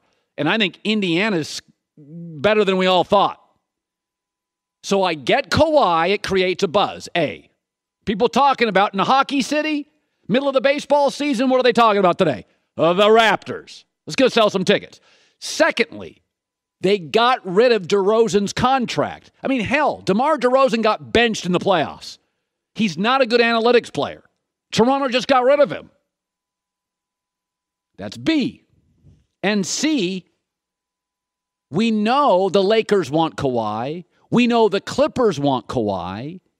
We know that Kawhi wants to play in Los Angeles for either. Toronto can now create a bidding war with the Lakers and the Clippers. By the way, you send Kawhi to the Lakers, they've got a surplus of forwards. LeBron's a forward. Kuzma's a forward. Ingram's a forward. Kawhi's a forward. Can you get one or both, Ingram and Kuzma? They also have a first-round pick. The Clippers have Tobias Harris. Don't have a first-round pick, but they got a bunch of expiring contracts. The general manager for Toronto won Executive of the Year in Denver. Mom was a doctor. Dad was an educator. Sharp cookie. One of the highest-paid GMs in the league. He's Canada's Daryl Morey. He's a real smart guy. He creates a buzz. I mean, it's the heart of baseball season. Nobody's talking Blue Jays today in Toronto. It's a hockey country. Nobody's talking hockey today in Toronto. He's selling tickets today in Toronto. He gets rid of DeMar DeRozan's contract, the guy that got benched in the playoffs, and a guy that's not really a good analytics guy. And he's not going to roll the dice, right? And think Kawhi's going to stay there forever, right? We just showed you. Kawhi, according to Woj and Chris Haynes, doesn't want to play there. But now you have 2 teams, same building, same city, Clippers, Lakers, who are both dying for him. For the record, my sources tell me he is more than willing to play for the Clippers. And he's more than willing to play for the Lakers. Bidding war. Show me your cards. Is Toronto potentially pretty smart here? What they really wanted to do in Toronto, they want to reboot the franchise. They hit a ceiling. How do you reboot and rebuild a franchise? Draft picks and young, good players. Lakers and Clippers both have good young players, both have expiring contracts, and the Lakers have a first-round pick. Maybe this guy in Toronto is smarter than we think. Coming up, the perfect guest today would be somebody who lives in San Antonio and has for years. We've got him, the outspoken, honest, frank, candid, connected Antonio Daniels, broadcaster for the Thunder, lives in San Antonio. He's been living in this Kawhi thing for 6 months, living in the belly of the beast, and he joins us live on the couch. Don't go anywhere right after this. UFC Fight Night is coming your way on a special day and time, Sunday on FS1. Catch the action as the legendary Shogun Hua takes on Anthony Smith, plus Glover Teixeira battles Corey Anderson. UFC Fight Night on a special day and time, Sunday at 11 a.m. Eastern on FS1. When's Daniel Cormier fight Brock Lesnar? That's the one I want to see. When's that one? I don't know. I want to see Brock Lesnar. I'm a root for Daniel Cormier, but that'll be interesting. Very excited for this. He's lived in San Antonio for years, played with the Spurs, knows their culture. 13 years in the NBA, was a first-round pick. I think he was a number 4 pick. Antonio Daniels, who has no regard for my safety. He comes after me hard, and that's why I love him. Good to have you on the couch finally. Look at you. You even match the couch. Man, it's good to be here. It's good to be here and see you face to face. That's right. And you can confront me, and I love it. All right, let's go through a bunch of stuff. Kawhi to the Spurs reaction, or a Kawhi to the Raptors from the Spurs reaction. It had to happen. It was just a matter of time. And I think it worked out well for both sides. If you're San Antonio, you're not accustomed to the amount of drama that this Kawhi Leonard brought. No question. You're not accustomed to it. So first, you want to get that out your locker room. You want to get that out your locker room and move forward. And now, if you are the Toronto Raptors, now you're basically doing what Sam Presti did last year with Paul George. You're saying, you know what? Everybody's saying that Kawhi Leonard wants to go to Los Angeles. The same way everybody said Paul George wanted to go to L.A. So if you're Masai Ujiri, what you're saying is, let's bring him in here. Let's get him around this fan base. Let's get him around this culture. Let's get him around this organization and see if we can move past the 1-year rental and make this a long-term deal. It's funny. Lakers have been awfully quiet. Why aren't they more aggressive? Maybe they know something. Maybe they know something we don't. Right? No, I mean, seriously. Like, I heard after LeBron signed with the Lakers, I heard this about 2 days before, that Magic had been poking Jerry West in the ribs for 6 months saying, we're getting him. Like, it's over. What you're saying is what I'm thinking. They didn't give up anything when people thought they were cornered early. Right. And now, you think maybe? I'm just saying, Magic's very powerful. Okay, what are you saying? Maybe Magic thinks they've got him like LeBron. Maybe, but there's nothing wrong with thinking that way because that's what I thought as well. Okay. That's exactly what I thought. But you got to be careful with that game. Because I'm sure Magic and those guys probably thought they had Paul George as well. They did. And then Paul got spooked or decided to just, I love Westbrook. Something. Okay. Or just the fact that he enjoyed playing in Oklahoma City. That's hard to Either believe. or, right? Maybe he just enjoyed playing in Oklahoma City. Maybe that's a great situation for him. And if you're Magic Johnson, you have to be careful. You really do have to be careful because I think Paul George and what happened in Oklahoma City changed the game. Because now what it does is it tells you, you know what, let's take this 1-year rental. Let's try. Let's take this 1-year rental. Let's swing for the fences and see what happens. Similar to what Sam Presti did in OKC. So if you're Masai Ujiri, why not? LeBron's gone. LeBron's out the East. And now you possibly have the best player in the Eastern Conference in Kawhi Leonard. But he said, Woj says he has no interest playing for the Raptors. But, I mean, okay, what does that mean? He's going to play. He might not have an interest in playing, but you're going to play. Because I tell you what, you are not going to play 9 games 1 year, sit out another year, and then expect a max deal. That's not going to happen. That's true. So Kawhi Leonard's going to play. And when Kawhi Leonard plays, he's one of the top 3 or 4 players in this league. Yeah. Kawhi Leonard moves the needle for the Toronto Raptors. DeMar DeRozan was lied to. Surprise, surprise. Seriously, it's always okay when it comes from an organization. GM can lie, player can't. Oh, for sure. When an organization does what's in their best interest, it's a business. When a player does what's in his best interest, he's vilified for it. He's selfish. He's not loyal. It never goes both ways. It's always a double standard when you're talking about loyalty. And I tell you what, if you are a player in the league, you better approach every year with a business-like mentality, not a loyal mentality. Because if you're going to be loyal, you have to be loyal to you.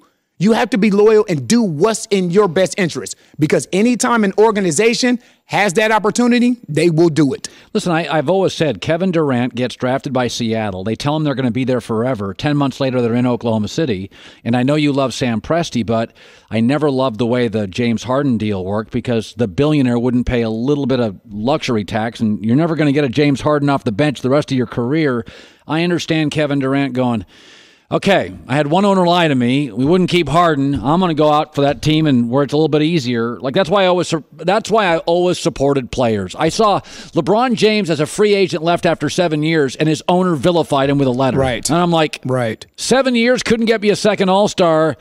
Yeah, I think I'm going to join Pat Riley and D Wade and Bosh. And loyalty always goes one way. For example, I'm in San Antonio, and what I continue to hear from Spurs fans is Kawhi Leonard quit on his team and he's not being loyal to the Spurs. But what got lost in this whole thing?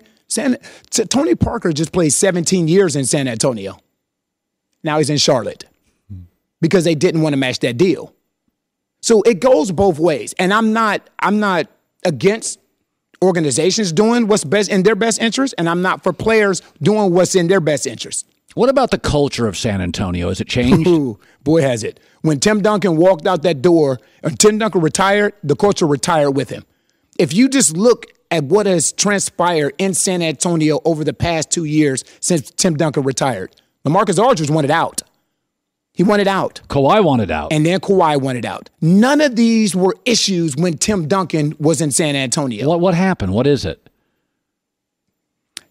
I've always called Tim Duncan the best teammate in professional sports history. And you can make an argument for a lot of different people. No, it's a pretty good. He's the most coachable superstar ever. Dirk is great too. But he's not Tim Duncan great as far as a player. Right. But what Tim did for that San Antonio Spurs fan base and organization is he put a bubble around them. So they never had to deal with the drama and issues that the other 29 NBA teams had to deal with. Now, when Tim Duncan walked out, now this Spurs fan base is seeing what all the other 29 teams deal with on a day-to-day basis as far as drama is concerned. Is there a feeling in San Antonio? I've called Pop a bully. I don't think he's a bad guy. I think he's a smart, progressive thinker. Mm-hmm. But he kind of bullied the media for years, and it feels like he kind of sent Kawhi to Toronto intentionally. I mean, the one... Well, for me, I would not think this was personal. You don't think so? No, it can't be. Because if you're Greg Popovich and R.C. Buford, you have to do what's in the best interest of the organization.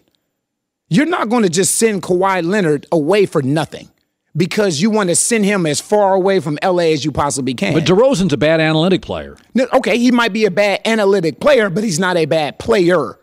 And if you look at what was offered to San Antonio, DeMar DeRozan is the best player out of anyone that was offered any of the packages to San Antonio. I agree with that, yeah. So the more this goes, the more the Spurs lose leverage. So if you have an opportunity to put another all-star alongside LaMarcus Aldridge Patty and Mills. move forward, you got to do it. Okay, I hear you don't buy into this LeBron Laker team. Okay, buy-in is different. Buy-in meaning, do I think this is going to be a top 4 team? No. In the West? I don't. What? I do not. I think LeBron, I've told you this numerous times, Colin, I think LeBron is the best player to ever lace him up. I do. 1, he's not going to play 82 games this year. Agreed. 2, he's in the Western Conference. So now you are playing in the same division as Golden State. So you're playing Golden State 4 times. No disrespect to Brooklyn or Orlando, but you're not playing those teams 4 times anymore. Yeah. Things have changed. So now you're coming from the East to the West. I'm not there yet. Maybe you can tell me something that convinced me different. I think the West is more dysfunctional. First of all, I think San Antonio's worse without Kawhi. They're worse, but they're still better than the Lakers. Minnesota's players don't get along. That's a mess. Okay. They're worse, but they're still better than the Lakers. See, this is my thing. I'm not talking about as far as winning a championship. I'm talking about as far as the regular season is concerned. Portland, 2 guards, nothing else. Okay, now what we're paying attention to is the fact that they got swept in the playoffs by New Orleans. Yeah. I'm not talking about that. I'm talking about the 82 games that leads up to the playoffs. So what do you think the Lakers and LeBron are as a seed? 6, 7, or 8. Possibly 7 or 8. I don't think it's going to be as easy as people think. What do you make of Kuzma, Ingram, Lonzo? Do you like them? I think Brandon Ingram has a huge upside. I like Kuzma a lot. And it's tough to see Lonzo Ball fitting in with LeBron James. Well, yeah, because Lonzo, he's not a spot-up shooter, so he needs the ball. Right, but okay, now let's look at LeBron James's history, and we went over this last time. Wherever LeBron goes, he's the system. And I get what Luke Walton is saying. We want to change things up a little bit and put the ball in other guys' hands. That's great to say in July. That sounds fantastic in July. But when you're getting around to February and you're fighting for playoff positioning, and LeBron is used to being the beast of the East, and now he's fighting for a playoff spot in the West, will he have that same confidence in Lance Stevenson to make plays or Kyle Kuzma to make plays? Or will LeBron go into alpha mode and be the greatest player of all time like he is and take that amount of offensive responsibility on his shoulders? The one thing I will say, I think they're going to scrap the first half. LeBron's not a big practice guy anymore. He's not wasting his legs on practice. Okay, so how do you build chemistry? Well, no, this is the one thing is that when LeBron got those new guys in Cleveland at the trading deadline, his thing is, I don't care where we're seated. We just got to win playoff series. And by the way, they did. LeBron doesn't practice, so this team is not going to fly out of the gates. Right. So that's where I don't buy into the 55 wins thing. It's like, no, time out. They're going to get to 45, 48 wins, but they're gonna be above 500, but they're gonna scrap in the first half because most of the West has returning stars to the same system and same coach. Exactly, and that's why some of these teams that have stayed pat have gotten better. You know, the Utah Jazz. Oh no, they'll be better. Oklahoma City, they've gotten better. Yeah, because Carmelo was a mess. That Carmelo thing's now. Well, it just didn't work. It didn't work. But actually, now getting Paul George back, one. And not having that free agency of what he's doing after the season's over the head. So now you're beginning training camp with a running start. What would happen if Joey, what do you propose? What if I walked into the Oklahoma City arena? What kind of reception would I get? Well, first, I think you would have to make it out of the Oklahoma City airport. Yeah. I think that would be the first issue. Maybe we could do one of those like special disguises. Our hair and makeup department here is But if you went with me and we were friends, could you garner some sympathy? You have to vouch for him. You wouldn't mind we're near me. that would be a tough sell. You know, because you would have to get out the airport. You would have to find a taxi that is going. Do you know how much you have killed Oklahoma City? By the way, first of all, I brought Baker Mayfield on the show, and you went at him. Respectfully, if I thought he was a weenie, I don't go after weenies. Why do you go after me? Because at the end, you know I can handle it. If I was some weakling, you wouldn't go after me, but you go after me because you know I can. That's why I go after you. So in college, my coach Jim Larinaga told me, you know what, I'm gonna be harder on you because I see the potential in you. That's right. That's what you're saying. Yes. You're only going at Oklahoma City because you see the potential in Oklahoma City. I told Baker Mayfield's reps. I told was it an agent or the PR person? I said, I'm going to go after him. When Richie Incognito came on my show, I'm like, I don't like him. I'm going. When T.O. came on my show, I'm like, I'm going after you. But they can handle it. Right. Baker Mayfield's a grown-up. He's going to have $50 million. So you've gone after Russell Westbrook. You've gone after Baker Mayfield. Yeah. Is Trae Young next? Because we're basically just working our way down the Oklahoma ladder. Come on. So I'm asking. Just let me know so I can prepare myself. First of all, I know Jim Traber. I like him. He's a talk show host there. I'm sure you do. I love him. I'm sure you do. No, okay. I do think, I think Westbrook's one of those guys, he'd never admit this. But I do think Russell realized, you know what, man? I am kind of rigid. My best friend's a basketball, but I got to evolve here. I got to put my arms around Paul, work out with him. And I think Westbrook, to his credit, said, you know what? You can't be rigid. I'm going to put my arms around him, come over to my house, party at my place, work out together. And Westbrook, absolutely. Because, by the way, Derrick Rose never did that. He went stubborn his whole career. Right. Okay. Westbrook was smart enough and self-aware enough to know the narrative was building. He's yelling at Utah fans. He's shooting 19 3-pointers. There was a little crazy talk about him. Like the narrative was like, man, you can't play with that guy. Westbrook saw it, heard it, sits down with his wife, takes a deep breath, comes to L.A., puts his arms around. So basically, what you're telling me right now is the reason that Paul George decided to stay in Oklahoma City is because Colin Cowherd and other guys that were talking about Russell Westbrook basically made him more in tune to what he needed to do? Well, of course I'm going to pat myself on the back. Okay, because you're giving him no credit in here.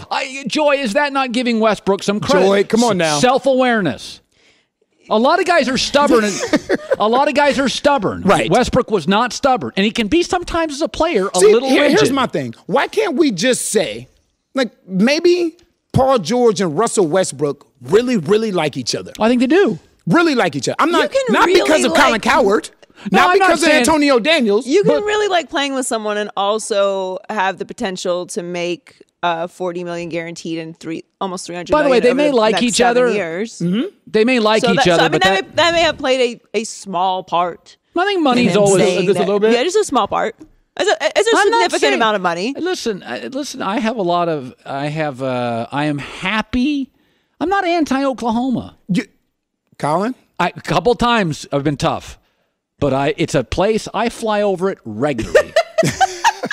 Oh, okay. In that case, you off the hook. In that case, I didn't know that. In that case, you're off the hook. By the way, Oklahoma I was rooting for them to get to the championship, bumping it, nothing against Georgia, but I wanted to see Alabama against that goofy offense. And I like Bob Stoops, by the way. I went to my bosses. I was like, hire Bob Stoops. Bob Stoops is the best coach in college football, not coaching. I love Bob Stoops. Trae Young? He'll work. He's not Jimmer Fredette. I heard people say he's Jimmer Fredette. He's not Jimmer Fredette. He can play. Now, I think he's going to be, first couple of years, you're going to get a little of this. Like every rookie does. Yeah, he's going to be like Lonzo. You're going to be like, oh, he can play. Oh, God, he's a bust. They're going to be bad nights for him. Because physically, man, you can't look at him and not say he's a little small. Mm-hmm. He's a little small. And but he'll work. Yeah, I don't know. I didn't call him a bust. Oh, by the way, I didn't call Baker Mayfield a bust. No. Johnny Manziel, bust. Tebow, bust. I called a lot of busts. Jamarcus Russell, bust. Never called Baker a bust. Baker throws too good of a football, and he's too smart to bust. Agreed. Now, I think his ceiling is Case Keenum-ish, not Drew Brees-ish. But I think Baker can play in the league. Oh, definitely. There's no ifs, ands, or buts about that. You know what? I'm going to book a vacation in Oklahoma. Let me know. let me know so I can set up security for you. Antonio Daniels. Let's hear it for Antonio Daniels. You made our show better today. All right, Joey with the news. No. Turn on the news. This is the Herd Line News. Antonio's telling you got to get a pass to go to Oklahoma now, Colin. I actually have been to Oklahoma twice. And it's got, Oklahoma City's got kind of Pre or post your Russell Westbrook date? Way pre. I was there before it was an NBA city. Oh. Yeah. No, it's actually, you get a lot of land and a lot of house. It's a little hot in the summer, but there's a lot to like about Oklahoma. This is very fun watching you trying to pull things. My friend Doug Gottlieb loves Oklahoma. Vacations in Oklahoma, and he loves it. It's a beautiful city with I'm not beautiful saying it's people. not. Great Oklahoma people. City, great people. Great basketball town. All yes, right. it is. So the May 2015 boxing match between Mayweather and Pacquiao was hyped as the fight of the century, and it turned out to be quite disappointing. Mayweather won by an unexciting unanimous decision, but Pacquiao wants some more. After claiming the WBA welterweight title on Sunday, he challenged Mayweather to a rematch. Interested in that? I've seen that fight. Pacquiao's got no knockout power. You know, I've just seen it. And there's also, you come to a point morally, I don't want to see these two guys take a beating. Pacquiao just doesn't have the power to hurt Floyd, so it's useless. And Floyd's quicker, so... I'm no longer interested in seeing Floyd Mayweather box. We're done with that. We did that. We saw the McGregor fight. It was great. It was incredibly interesting. It gave us tons of material and content. We appreciate it.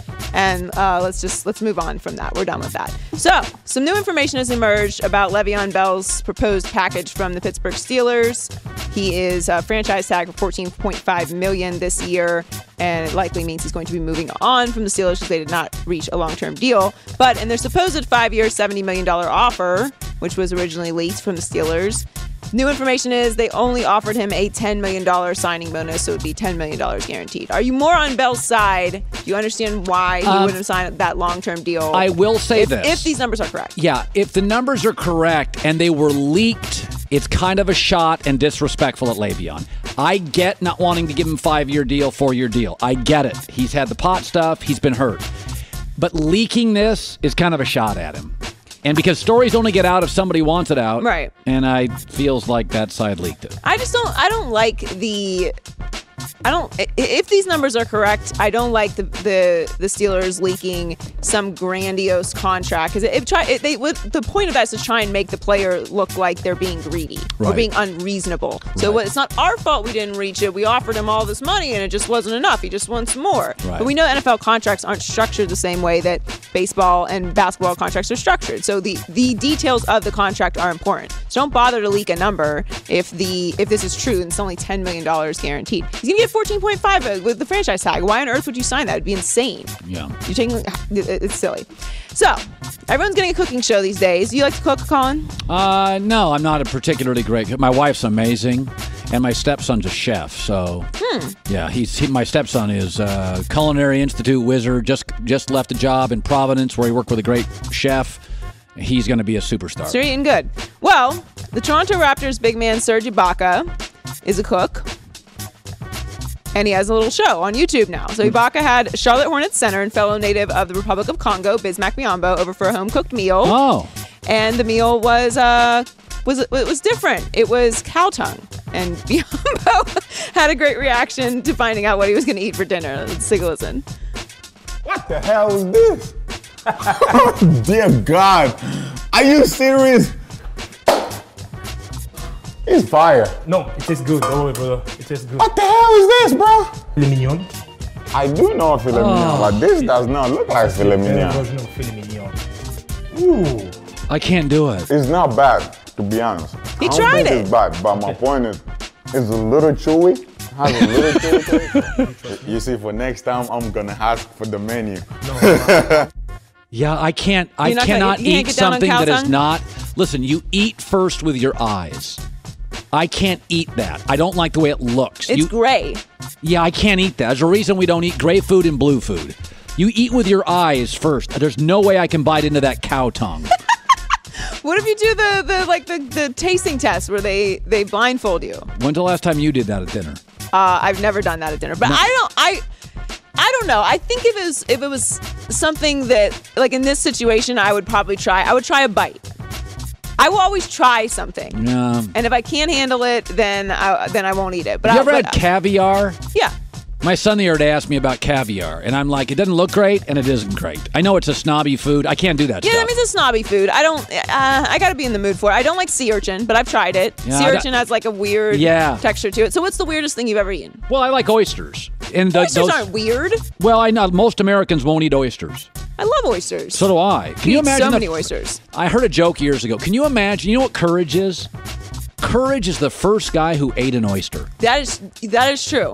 Somebody went like that and they looked at it and they touched it and they're like, delicious. I feel like that's kind of applies to milk also. Well, my family's not a milk drinking family. I'm out on milk also. I'm on the almond milk. I'm not going to get into it. Dairy could be a big sponsor of the show, but we're going to find out in about 50 years that was not good for you. So, enjoy with the news. Well, that's the news. And thanks for stopping by. The Herd Line I have some News. actually very interesting stuff on Aaron Rodgers. I'm going to tell you the one word you can't use to describe Aaron Rodgers. That is next in Best for Last. This is interesting. Greg Popovich has spoken, traded Kawhi and Danny Green to the Raptors, and got a young center and DeMar DeRozan in return. So a little breaking news here. Greg Popovich of the Spurs, who's built that dynasty. It's an eroding dynasty. But he spoke this morning about Kawhi being moved to Canada. Here you go. We hope that this will be a good situation for everybody involved. Kawhi obviously worked very hard to become the player he is. Our staff worked very hard to help him get there, and we wish him all the best as he moves on to Toronto. With DeMar coming to San Antonio, I couldn't be happier. I think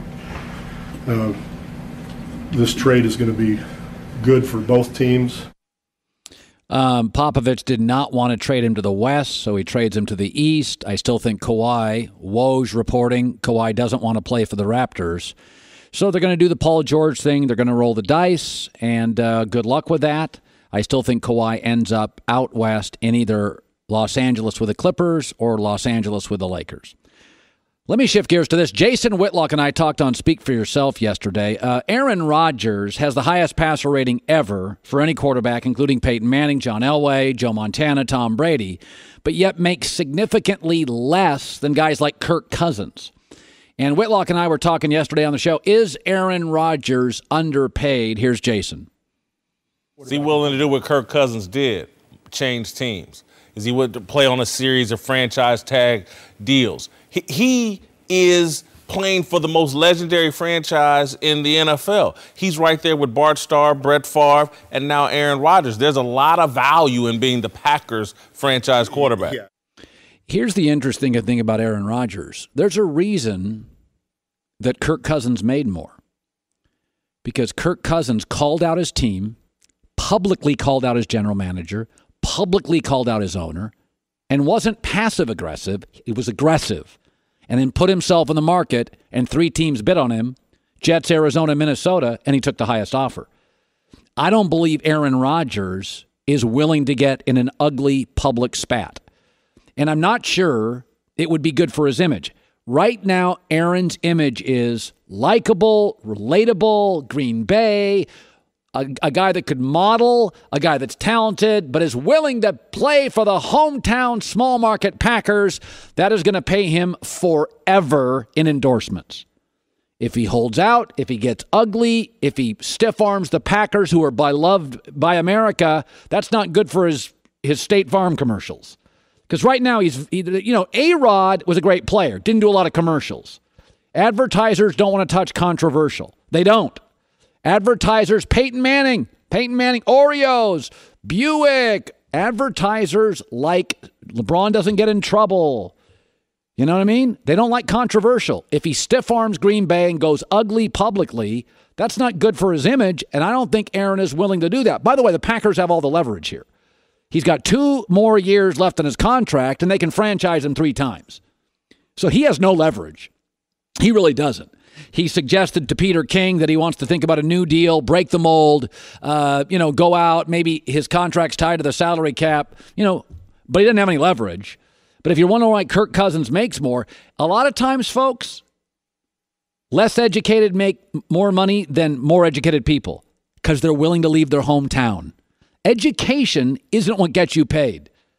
The willing to put yourself up on the market and have people bid for you in any business gets you paid. You could be a Harvard graduate, but if you want to work only in Boston and practice law, you're not going to make as much as a guy that goes to some smaller law school in Alabama and is willing to go anywhere to make money and jump law firm, and go anywhere to make money, despite your Harvard degree. Kirk Cousins got aggressive, put himself out there, bidding war, made a fortune. I don't think Aaron's willing to do that. All right, best for last. After almost 3 hours, Colin apparently hasn't gotten to the point yet. Quit holding out on us, cowherd. It's the best for last. So Aaron Rodgers told Peter King he wants to break the mold with his new contract. And a lot of people are saying, he's quarterbacks, Kirk Cousins, he makes too much. I can't believe what people are paying. Matt Stafford, he doesn't win playoff games. But think about it like this. The new iPhone is reportedly going to cost $1,000. Now, that seems like a fortune for a phone. Here's what your smartphone is, though, today. It's a high-def camera, a telephone, an internet browser, HD TV, an alarm clock, a DVR, a watch, a calculator, a newspaper, a book, a magazine, a map, a Rolodex, a voice recorder, a notepad, a Walkman, a Game Boy, and a flashlight. Add all those up, a lot more than $1,000. Okay, and this is what a quarterback is responsible for in the NFL. Runs all the plays, handles the ball most, passes the ball, hands the ball to runners, runs the ball himself, catches the ball sometimes, plays decoy to trick defense, blocks, holds ball for kicker, communicates plays, executes plays, reads defenses, calls audibles, acts as head coach on the field, captains team, mentors backup quarterbacks, manages game and play clocks, sets tempo for the offense, motivates players, castigates players, attends the press conferences, face of the franchise guy, puts butts in seats, plays defense on turnovers. All right, that last one's a little overstated. And so is the blocking thing. But the point is, people always say, these phones are expensive. My smartphone is 19 things. If you add the 19 things up, $1,000 ain't that much for a smartphone. You got to pay your quarterbacks. You have to.